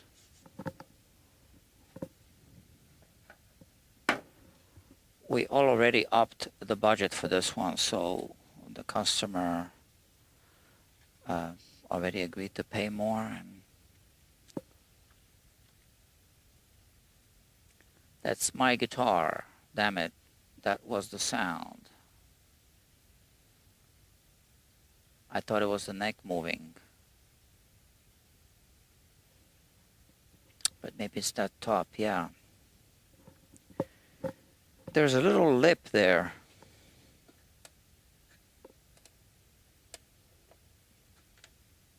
Oh, look at that. So if I move this, we can hear that sound. Look at that.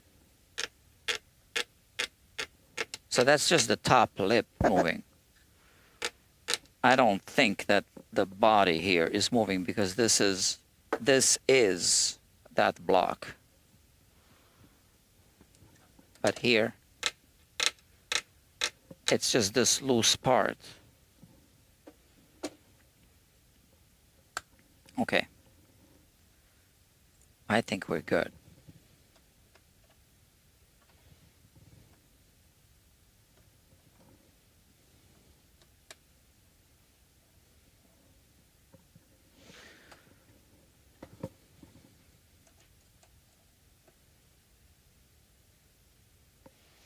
Well, we want to polish the frets first before putting this on.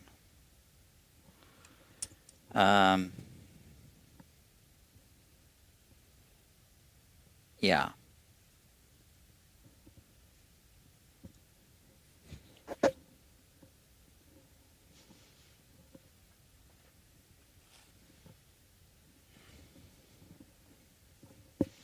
What time is it? 11:34.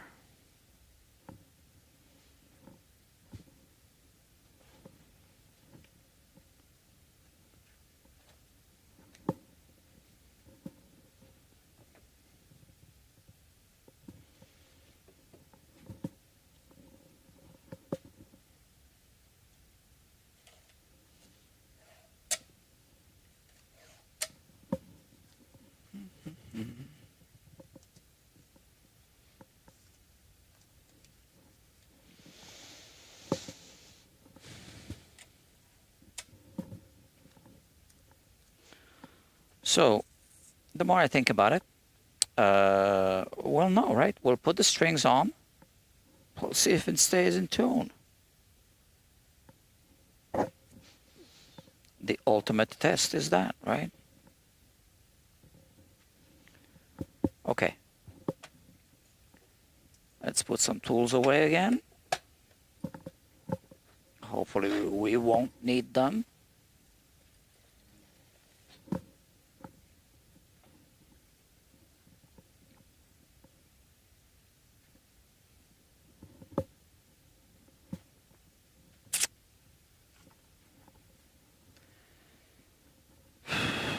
And let's polish the frets.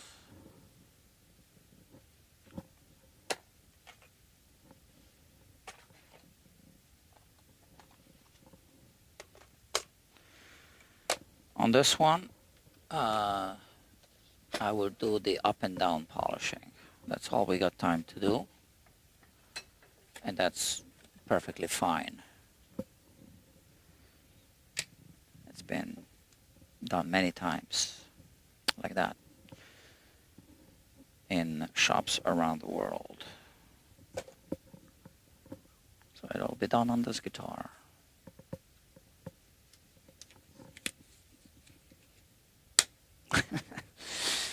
Hi. No pads. Why the old ones? The old ones are here in the box where they live. So out with the old.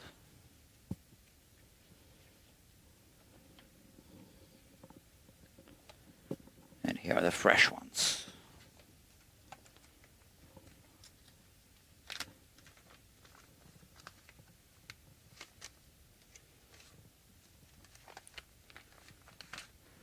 Let's make sure they're in the right order.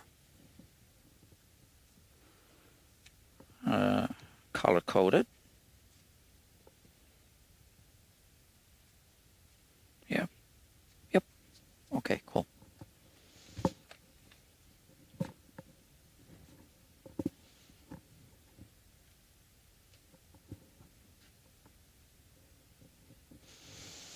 Okay. Let's get busy polishing the frets.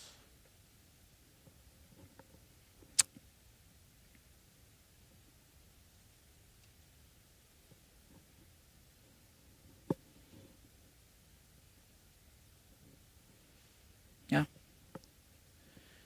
Yeah.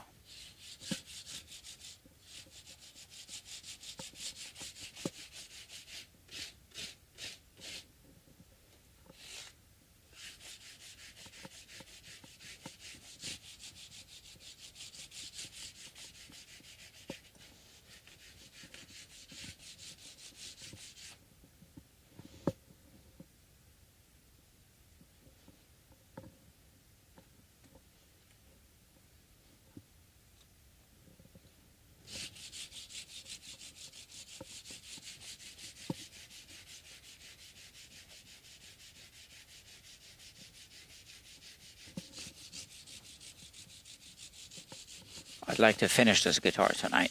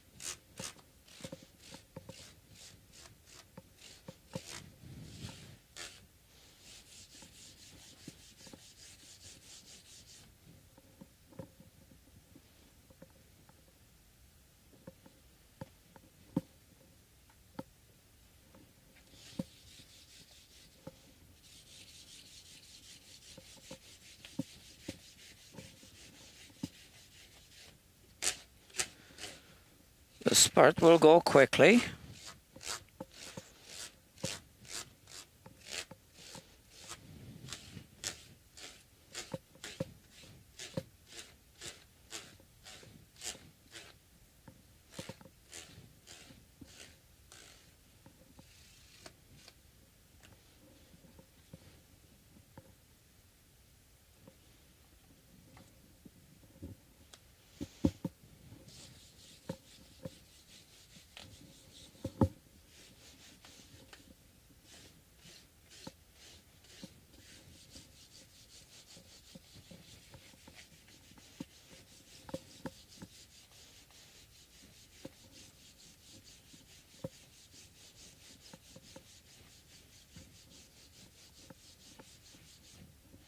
So the frets weren't even polished properly. They were kind of polished.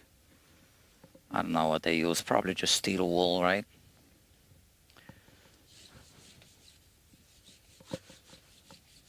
But steel wool is just a finishing thing usually for people who use it. I think they skipped sanding. They probably never leveled the frets, I don't even know.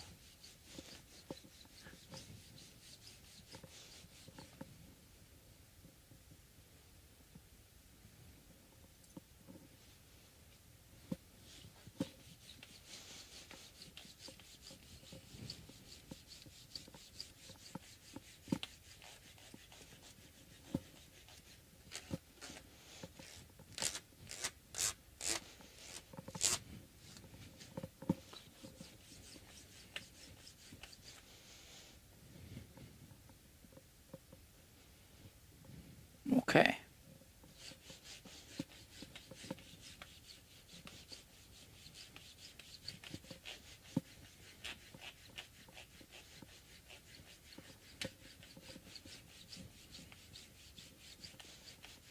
Now that's already a pretty good fret polish, as is.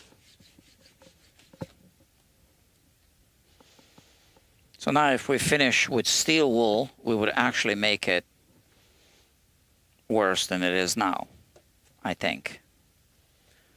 So that's one reason why we're not going to do that.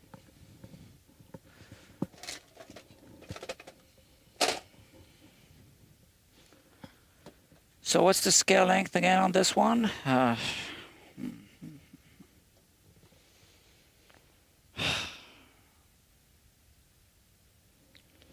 So the Epiphone might kind of fit in segments.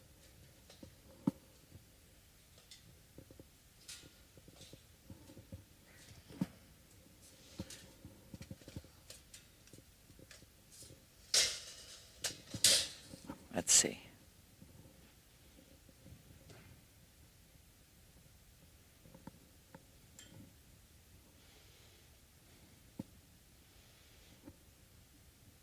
Yeah, we already tried that, right? So it kind of fits. Gotta lift it here so that it fits over the first few frets, and then we move it. Here it doesn't fit perfectly.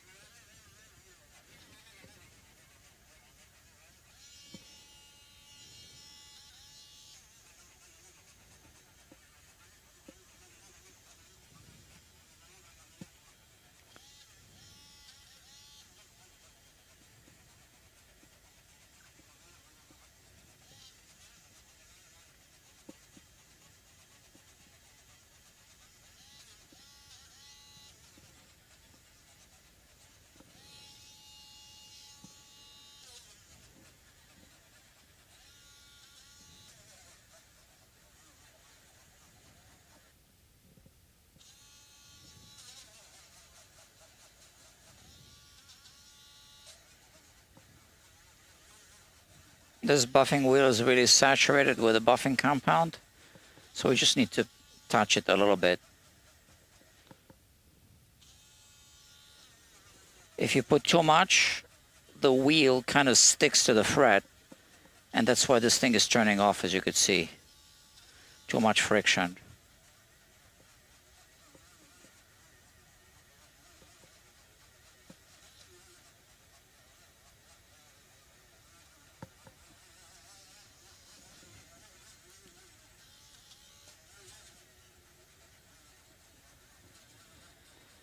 You don't want to have too much buffing compound on the wheel. It doesn't do a better job.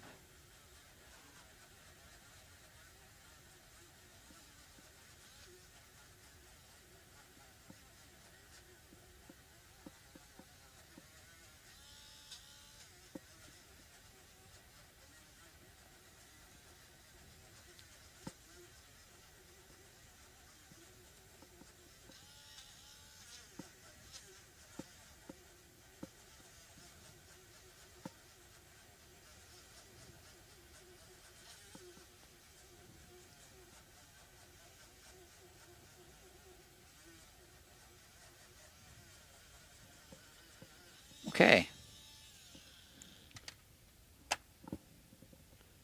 We got that done fairly quickly. It was uneventful.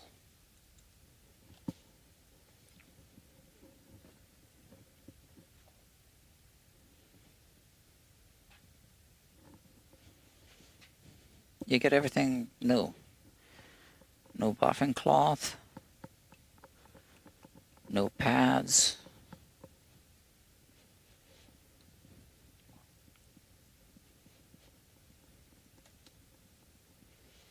Okay. Next, yeah, so the setup itself is going to be quick. I think we're just going to finish it. 2 hours and 9 minutes and 42 seconds. All right, we'll get it under 3 hours.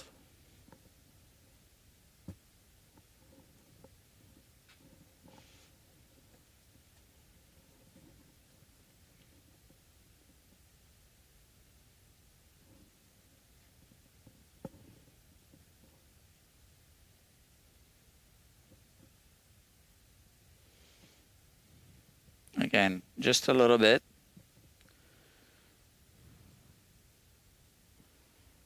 Even too much I put on this one.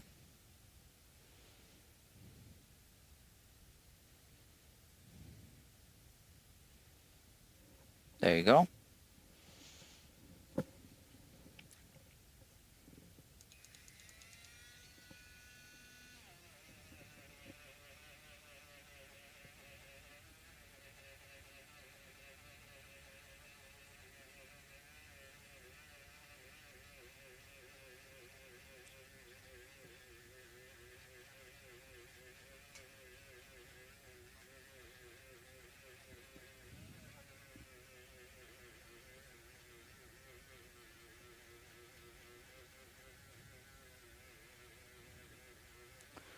So now it almost got the proper fret job.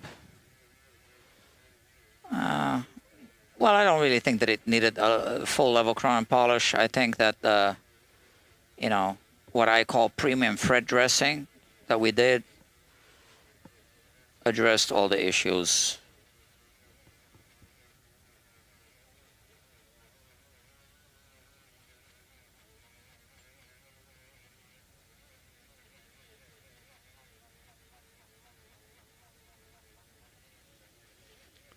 We'll see. We'll do that light reflection test in about 2 minutes from now.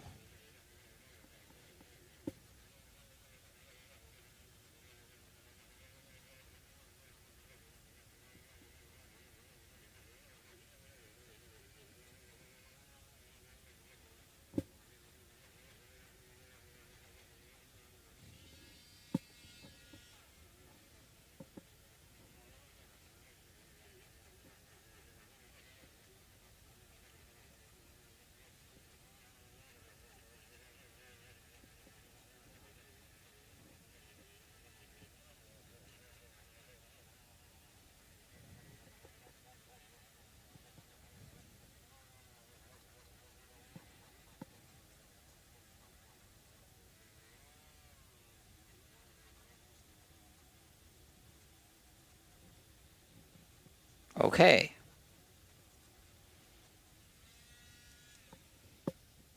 Done. Just need to clean the fingerboard, because now it's saturated with all the, from all the polishing and buffing.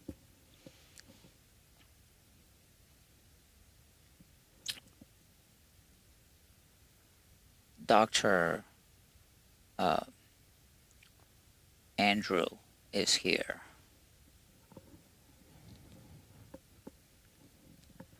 Dr. Yeah.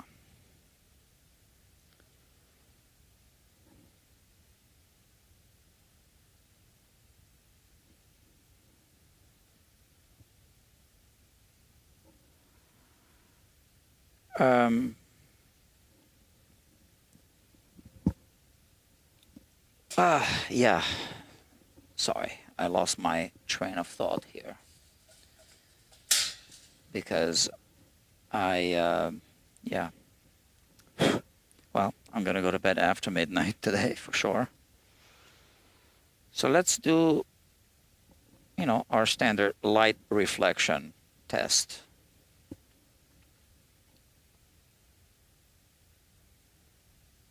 Okay, so we see those little points of light. They move uniformly without zigzagging. That's good. So, that leveling kind of thing that I did took care of some of the little imperfections that were there that I was detecting with a fret rocker. So now we have, even frets. Some people would no doubt call this a level crown polish, and they wouldn't be wrong. We did level, we did crown, and we did polish. So, yeah. I have a little bit of an issue here that I want to touch up.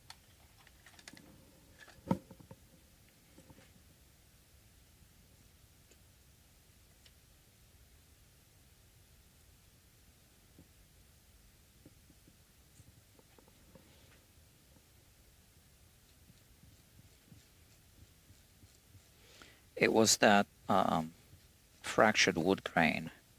I think we just still see a little bit of a glue residue right there.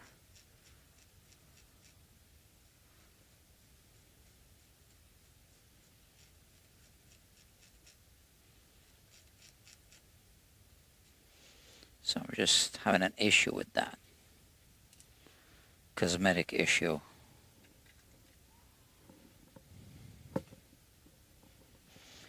Okay, time for the toxic chemical, which I keep right here.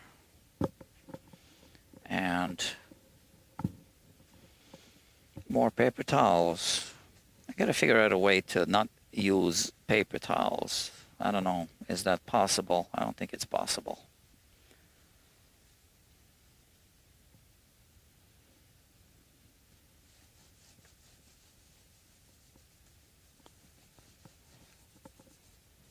So I discovered a product that I like.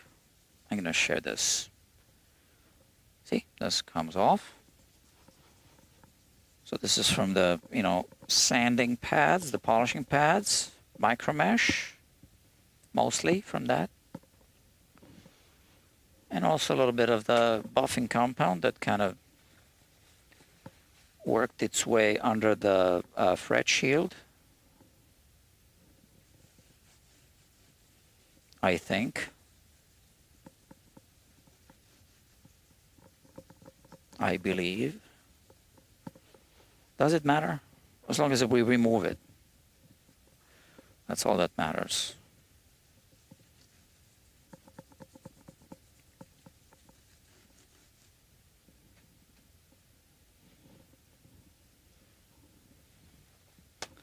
So the new product, so I like to put coconut oil, right? Because it doesn't wick into the cracks between the fret tangs and the fretboard. What do you call them? The fret slots, yeah. But, like I said, I discovered a new product that I used already a couple of times on live streams here. And I used it today on a couple of guitars that I wasn't streaming. It's this. I like it. I like it, okay? So, I actually like it a lot. I might switch to this. And the way that I think it should be done is very lightly, like this, very lightly, okay? I'll show you if you can see this. So I don't want to spray my carpet, right? From a distance.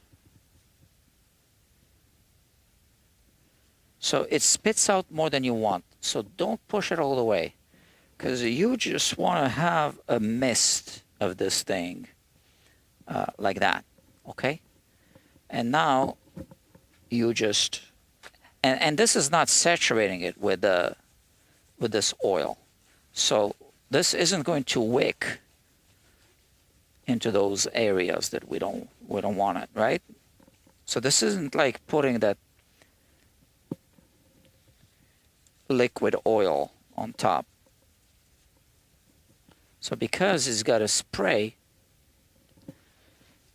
it kind of does the same thing as the coconut oil. It avoids going into those tight spots where it would end up loosening the frets. And look, this board was really dry, so I'm going to spray it again a little bit. So very lightly, don't push all the way. Okay, that's it. No more than that.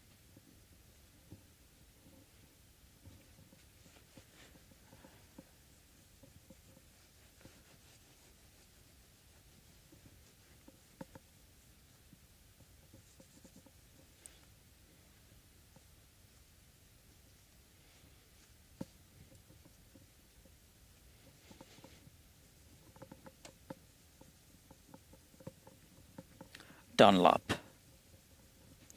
So yeah, so shout out to Dunlop 65 fretboard, what is it called? Ultimate Lemon Oil. There's no lemon in it. I don't know why they keep calling it lemon oil.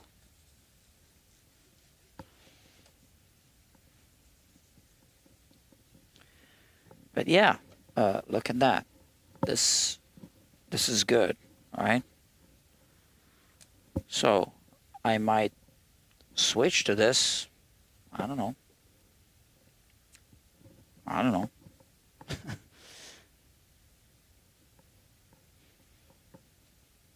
Okay. We still got work to do. Let's put the pickup cover back.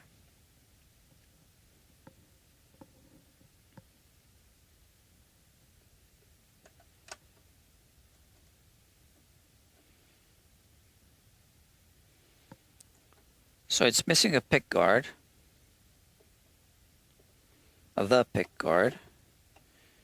I'm sure that the original pick guard no longer fits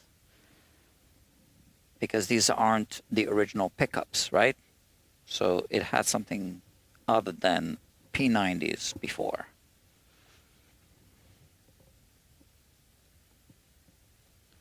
But there's a screw hole here, and there's a screw hole here. So one day, perhaps the owner would like to install some kind of pick guard. It's not up to me. Okay. Yeah, that was the right side.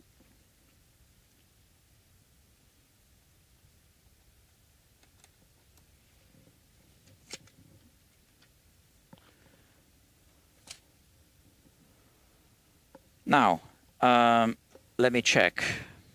What strings did we say we're going to put on? that's on the repair order here. Let me see.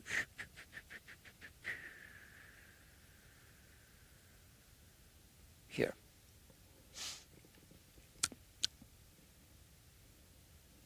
It doesn't say. The strings in the bag.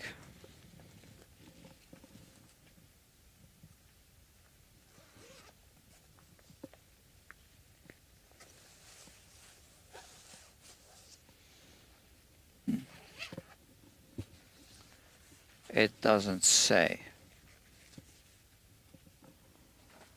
Well, the strings that I would put on would be the Dario XS 10 to 46.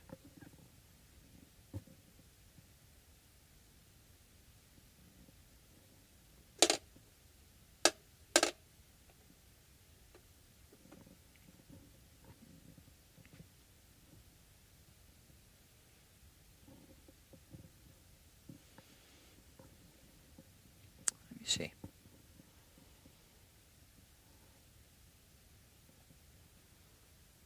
All right. I got 6 people watching. You want to watch as I put strings on? I guess you could. So first I'm going to align the tuning machines in the friendly direction.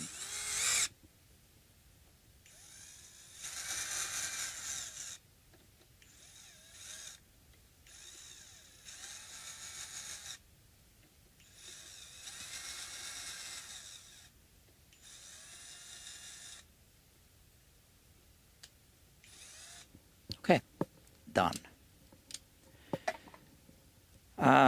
Yeah, so those are the strings I would put on. Okay, and I guess let's just put them on.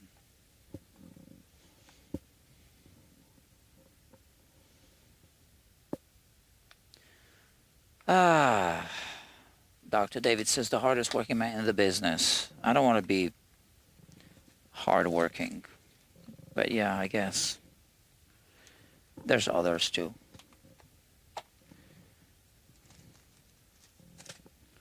Thing is that I'm actually working on more than one thing.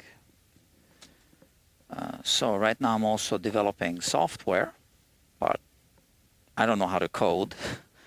So you guys might know Dr. Kevin, right? He's one of us. So he's well, I'm going to say literally a rocket scientist, right? So he was, he's retired, an astronomer, research scientist, retired research scientist for Boeing. That's, I believe, before the 737 MAX disasters. But anyway, he wasn't developing the airplanes. So Boeing had 2 astronomers employed, he told me. So he's an actual scientist, right? Astronomer. Now retired. So he was watching some Guitar Quackery videos and live streams, and he happened to catch the videos and live streams about 3D scanning. So he reached out to me and asked if I would mind sharing some of the scans, because he wanted to experiment a little bit on his own. And I said, sure, you know, I'm very much like an open source kind of person, you know, and just tell me what you want and I'll send them to you.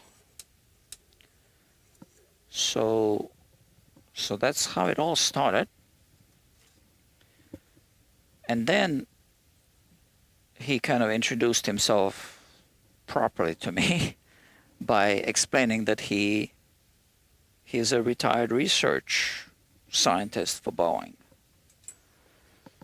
And eventually he said, well, first he kind of said, I wish I had more time. I might,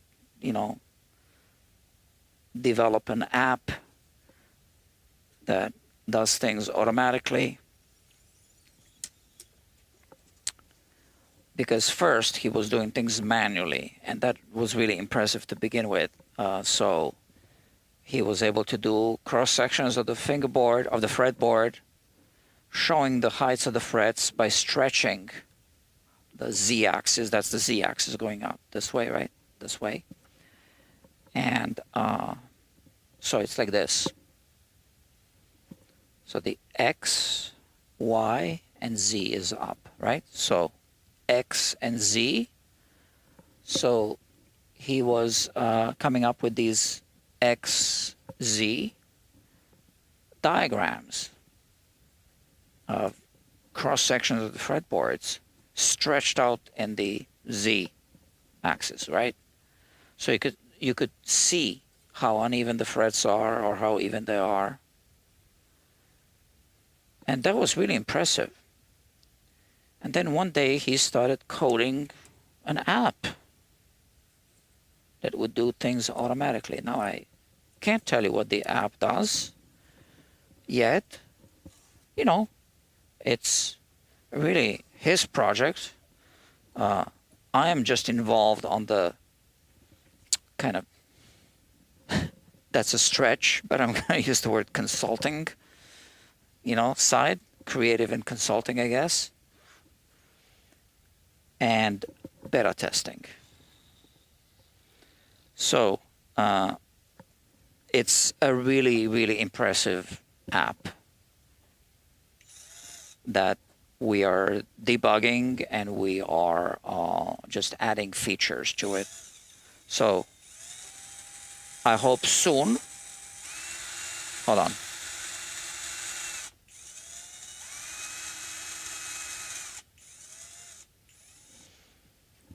I hope soon we'll be able to show it publicly. And then we have some ideas about what to do with it. So hold on, I do need to make a quick adjustment here.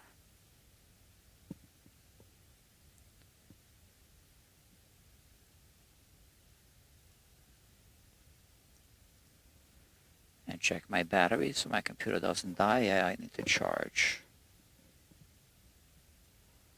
And here we are again.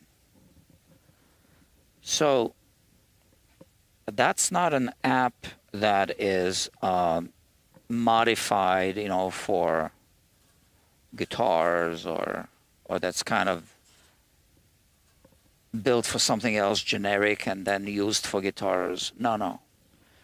It's made for guitars. And I don't want to tell you what hold on. I got to respect, his work, right? So I can't tell you what it's doing yet.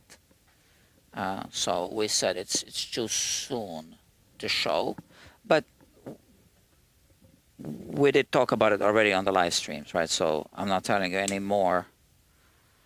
I'm not sharing any more information right now than what I already talked about.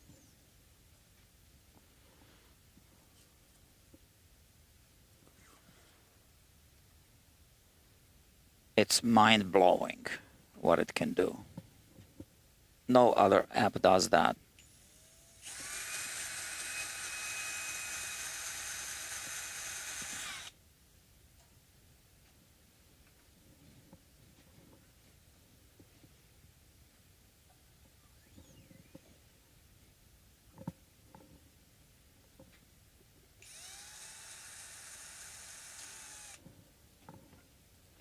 And I was gonna work on the app tonight by, opening up files and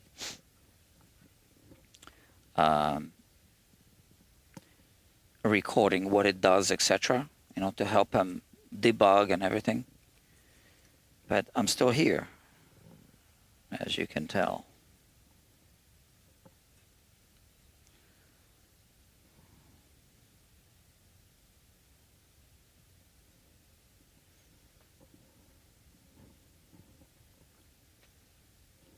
You want to see a close-up of this?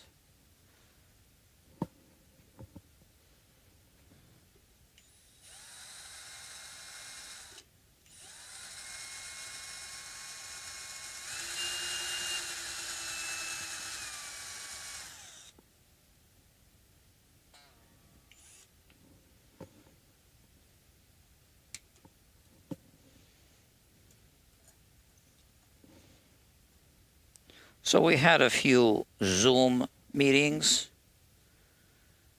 plenty of emails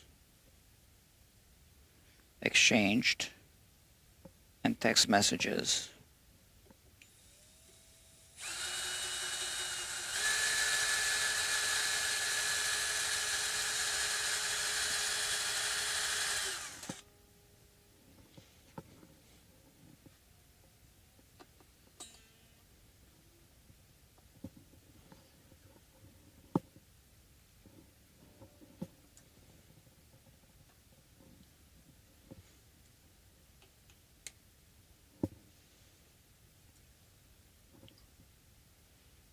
I think we'll finish this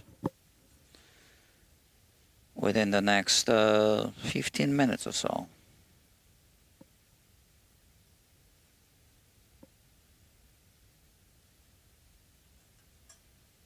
Oh, come on.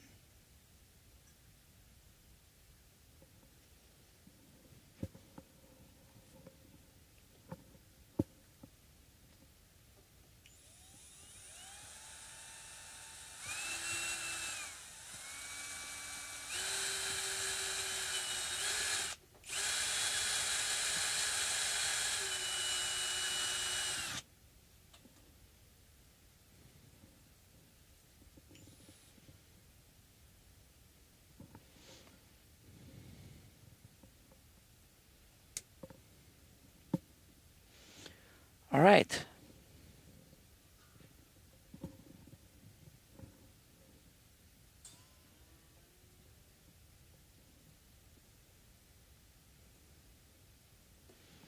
Let's see. I'm going to do a bridge alignment, like a, rough bridge alignment.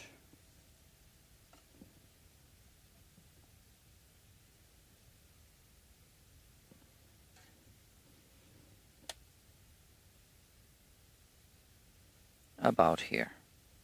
It's not going to have perfect intonation. I can tell you that already, because this is, just approximately the way it needs to be.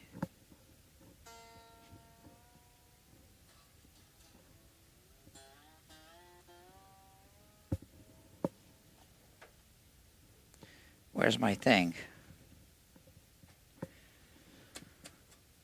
I hate it when I don't find my tools. And no one else was here.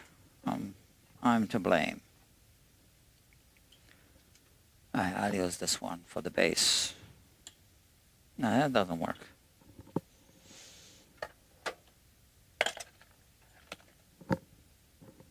Where is it?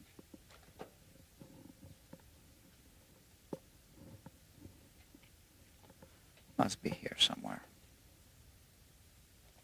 There. How many people watching? 5. All right.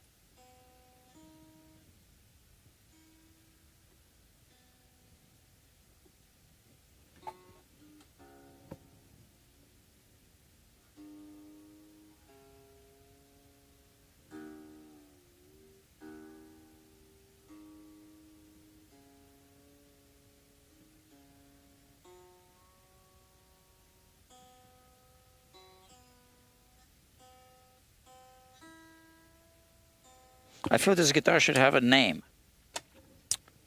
Some kind of name.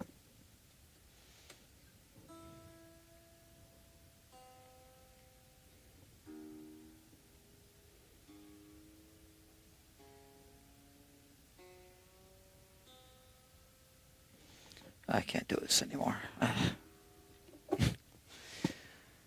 All right. Yeah. We already had 10s on. 10 gauge strings. So the truss rod should be good. We'll check.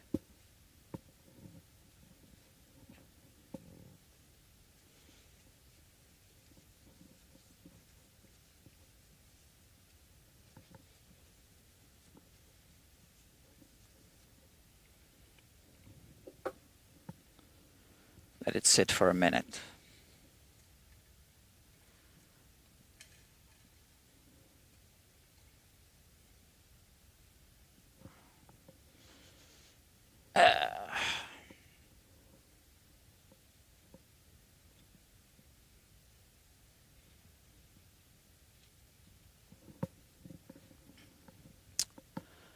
Okay, I just want to do a little paperwork here.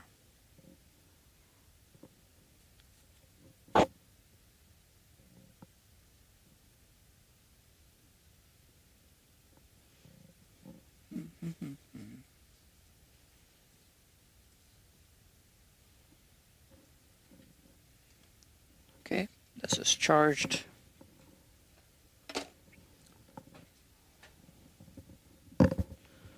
Five people watching and 6 people liking.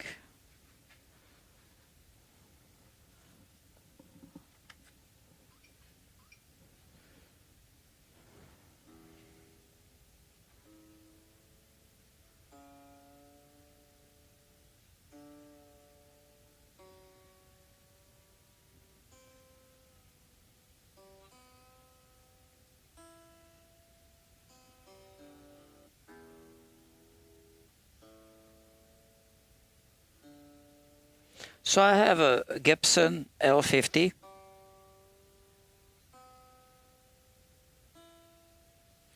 Whenever I go into like an alternate tuning, all the strings kind of change. I really need to retune the whole guitar. You kind of really notice that. So this is one of those guitars. So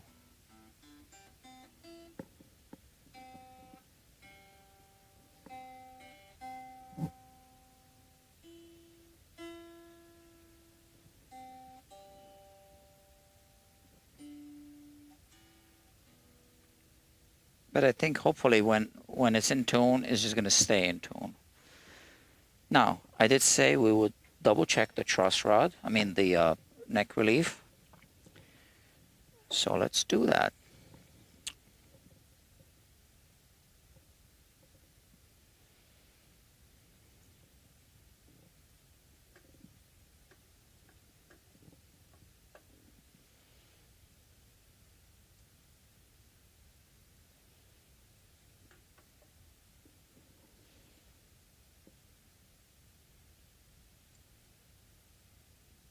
Eight 1,000ths on both sides.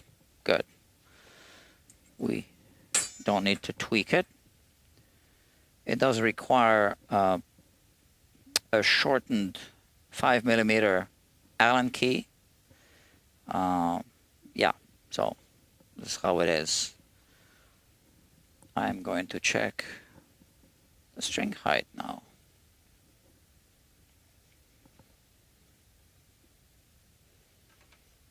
A bit too high.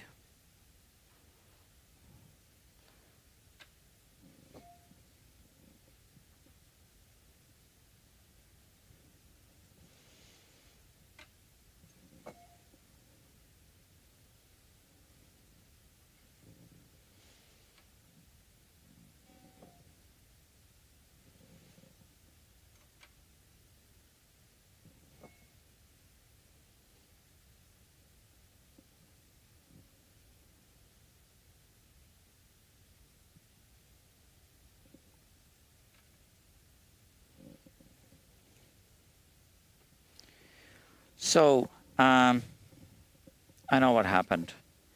I shaved that neck bottom, and now we need to put another neck shim, because now I'm lowering the saddle or the bridge too much, more than I want to. So yeah, so we need to take care of that.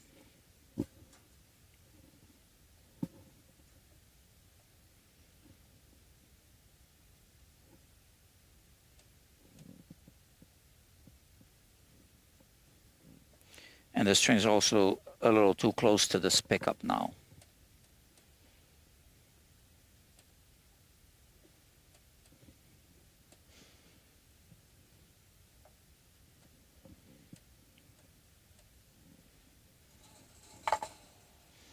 Okay, so I just put a capo here.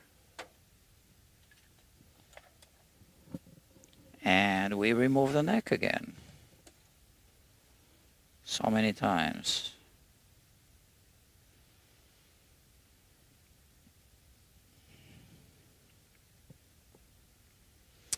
And we want to tape down the bridge.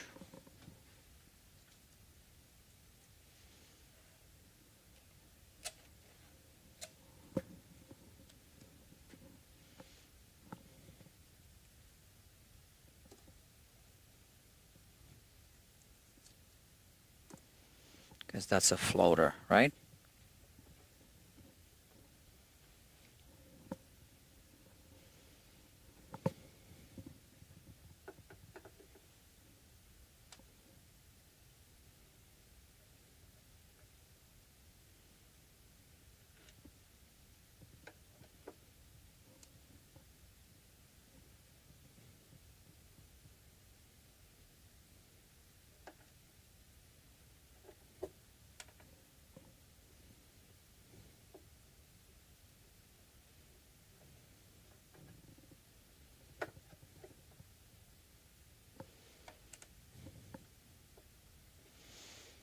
This is the one that we fixed. It feels quite strong.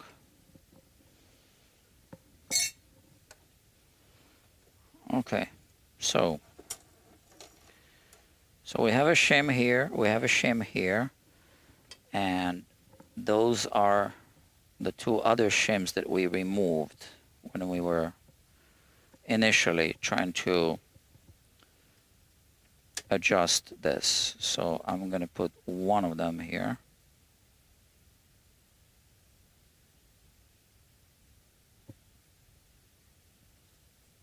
But at least now we have a better neck joint, I think.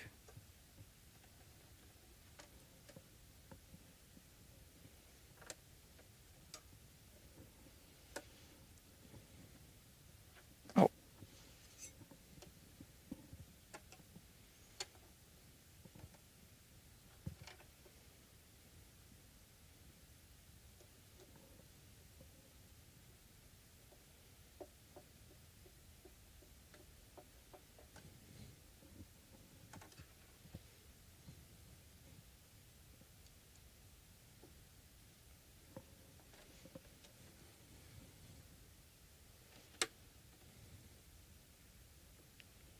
And hopefully this is the last time that anyone removes this neck.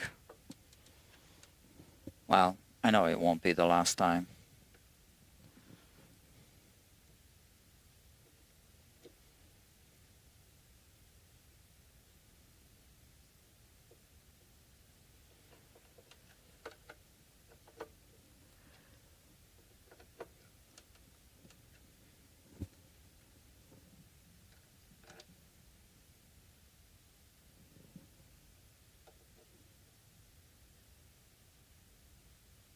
Ah, yeah.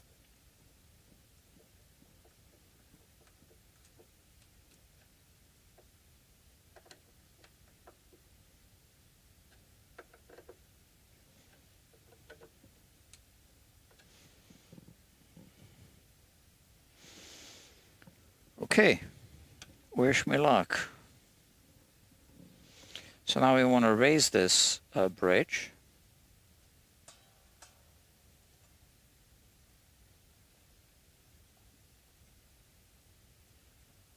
Okay, a little more than I think we need to.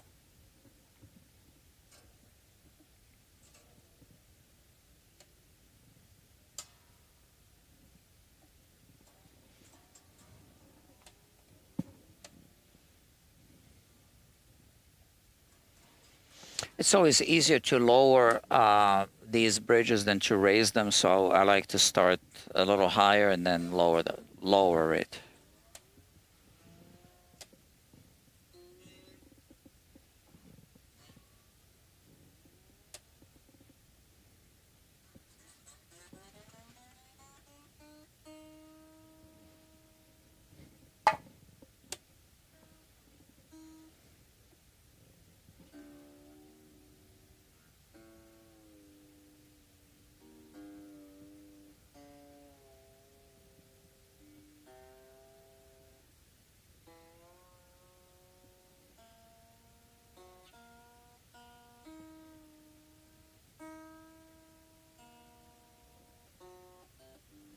Let me just quickly see where the action is at.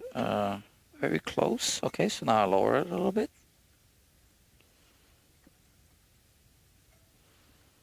And this is, I think, a much better alignment.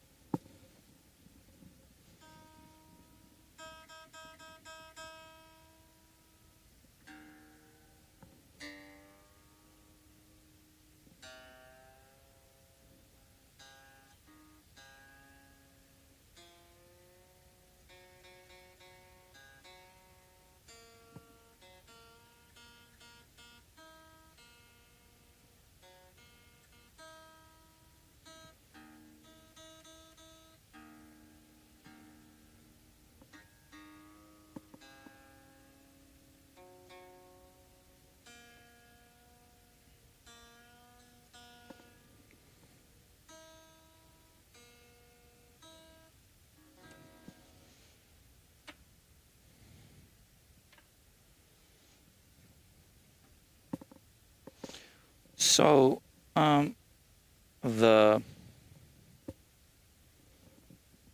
pickup height looks good.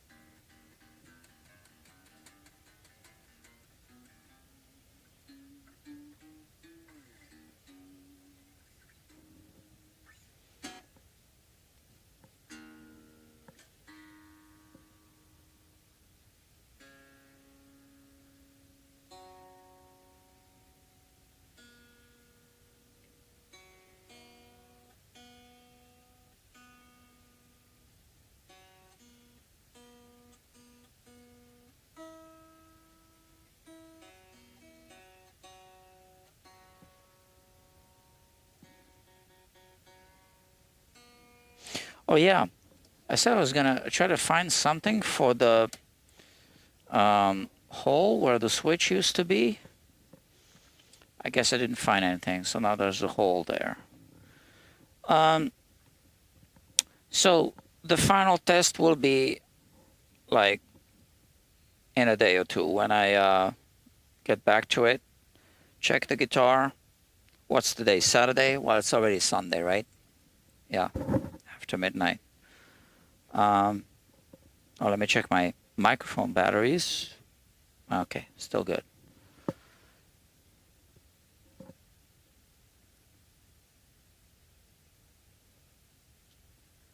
I have a problem. Blog Party says, I have a problem with my guitar. It sounds like a bass, and it's tuned to ukulele.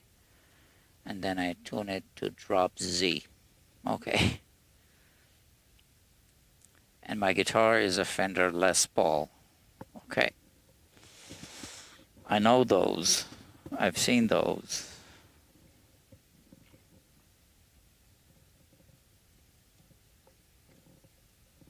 So I think I'm happy with the results here. Here, maybe this post is, you know, I can kind of feel it a little bit. Here it's buried. Yeah, well, it is what it is. I mean, I could spend another half hour now finessing this thing, but it's good.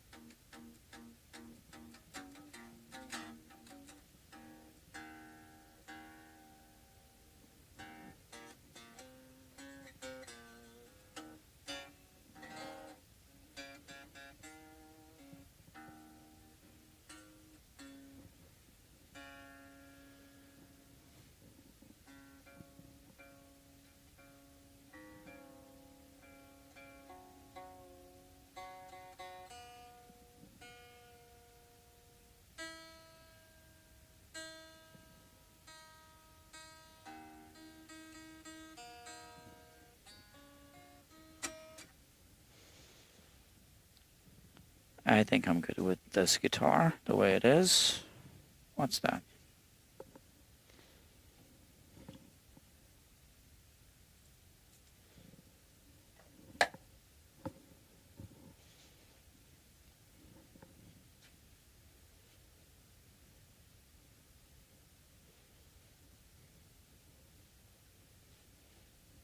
Okay, that was something.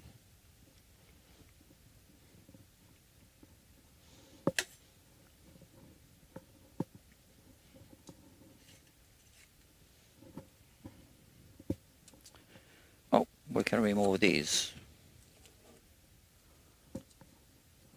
So this is it, the guitar. If I'm forgetting anything, I don't know. It'll come to me. I think we're done with it. Yeah.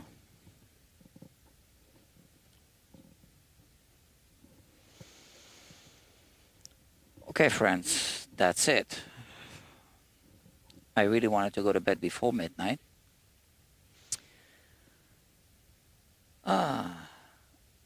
Dr. Kinzua Outdoor says hello from Pennsylvania. Hello to you. Hello to Pennsylvania. So you just joined the live stream, but it's the end. So I guess I can advise you to, you know, subscribe, bookmark, subscribe, and come back. Oh, and also I post on Instagram, if you don't know this, if you're new to the, you know, Guitar Quackery channels, I post announcements on Instagram. So if you follow, you get the stories, right? That's where I post the announcements. So this was, oh, I had a few stories today. Okay, that's the live stream announcement for this live stream. How many people have seen it? 23. Yeah. And let's see.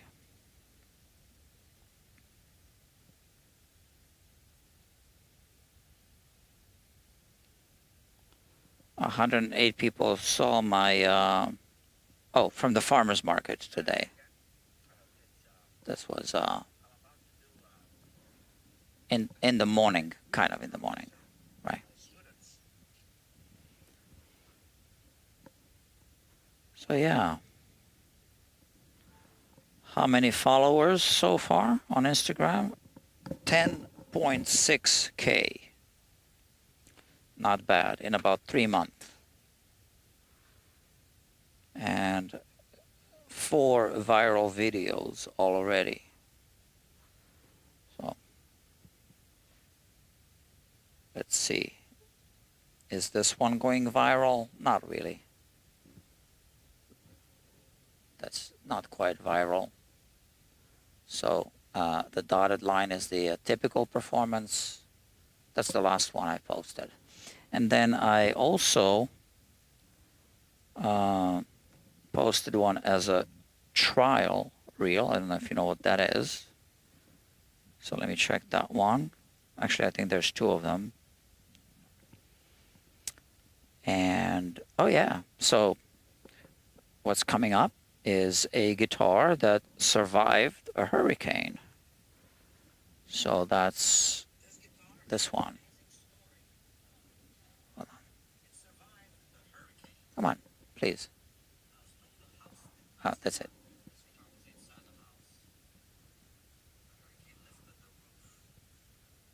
Okay, so if you are following Guitar Quacker on Instagram, this would not be shown to you because it's posted as a trial reel, which means it only shows it to non-followers. So that's kind of to boost views. So first non-followers see it, and then I can decide when to make it like a regular reel so that also the followers get it as suggested content. So this way you boost, the the views. Okay, so this is the pickup from the neck pickup from this guitar from here. So we remove that. Oh, and this is the switch, right? So the customer owns these things, right? So he's going to get those things back. And that's about it. I'm going to check this guitar on Monday because we want to let the neck settle, right? So I like to use the bookshelf analogy. You put books on the shelf. If you come back in 3 days, it's going to sag a little more. So that's when I like to check a neck that's been without strings for a while. Although the strings were on, right? I just removed the strings and polished. Yeah, so it's not that critical. But when I have a guitar on the workbench for, like on a repair order for a while and it doesn't have strings on, I like to put it through like an adjustment, whatever you want to call it. Yeah.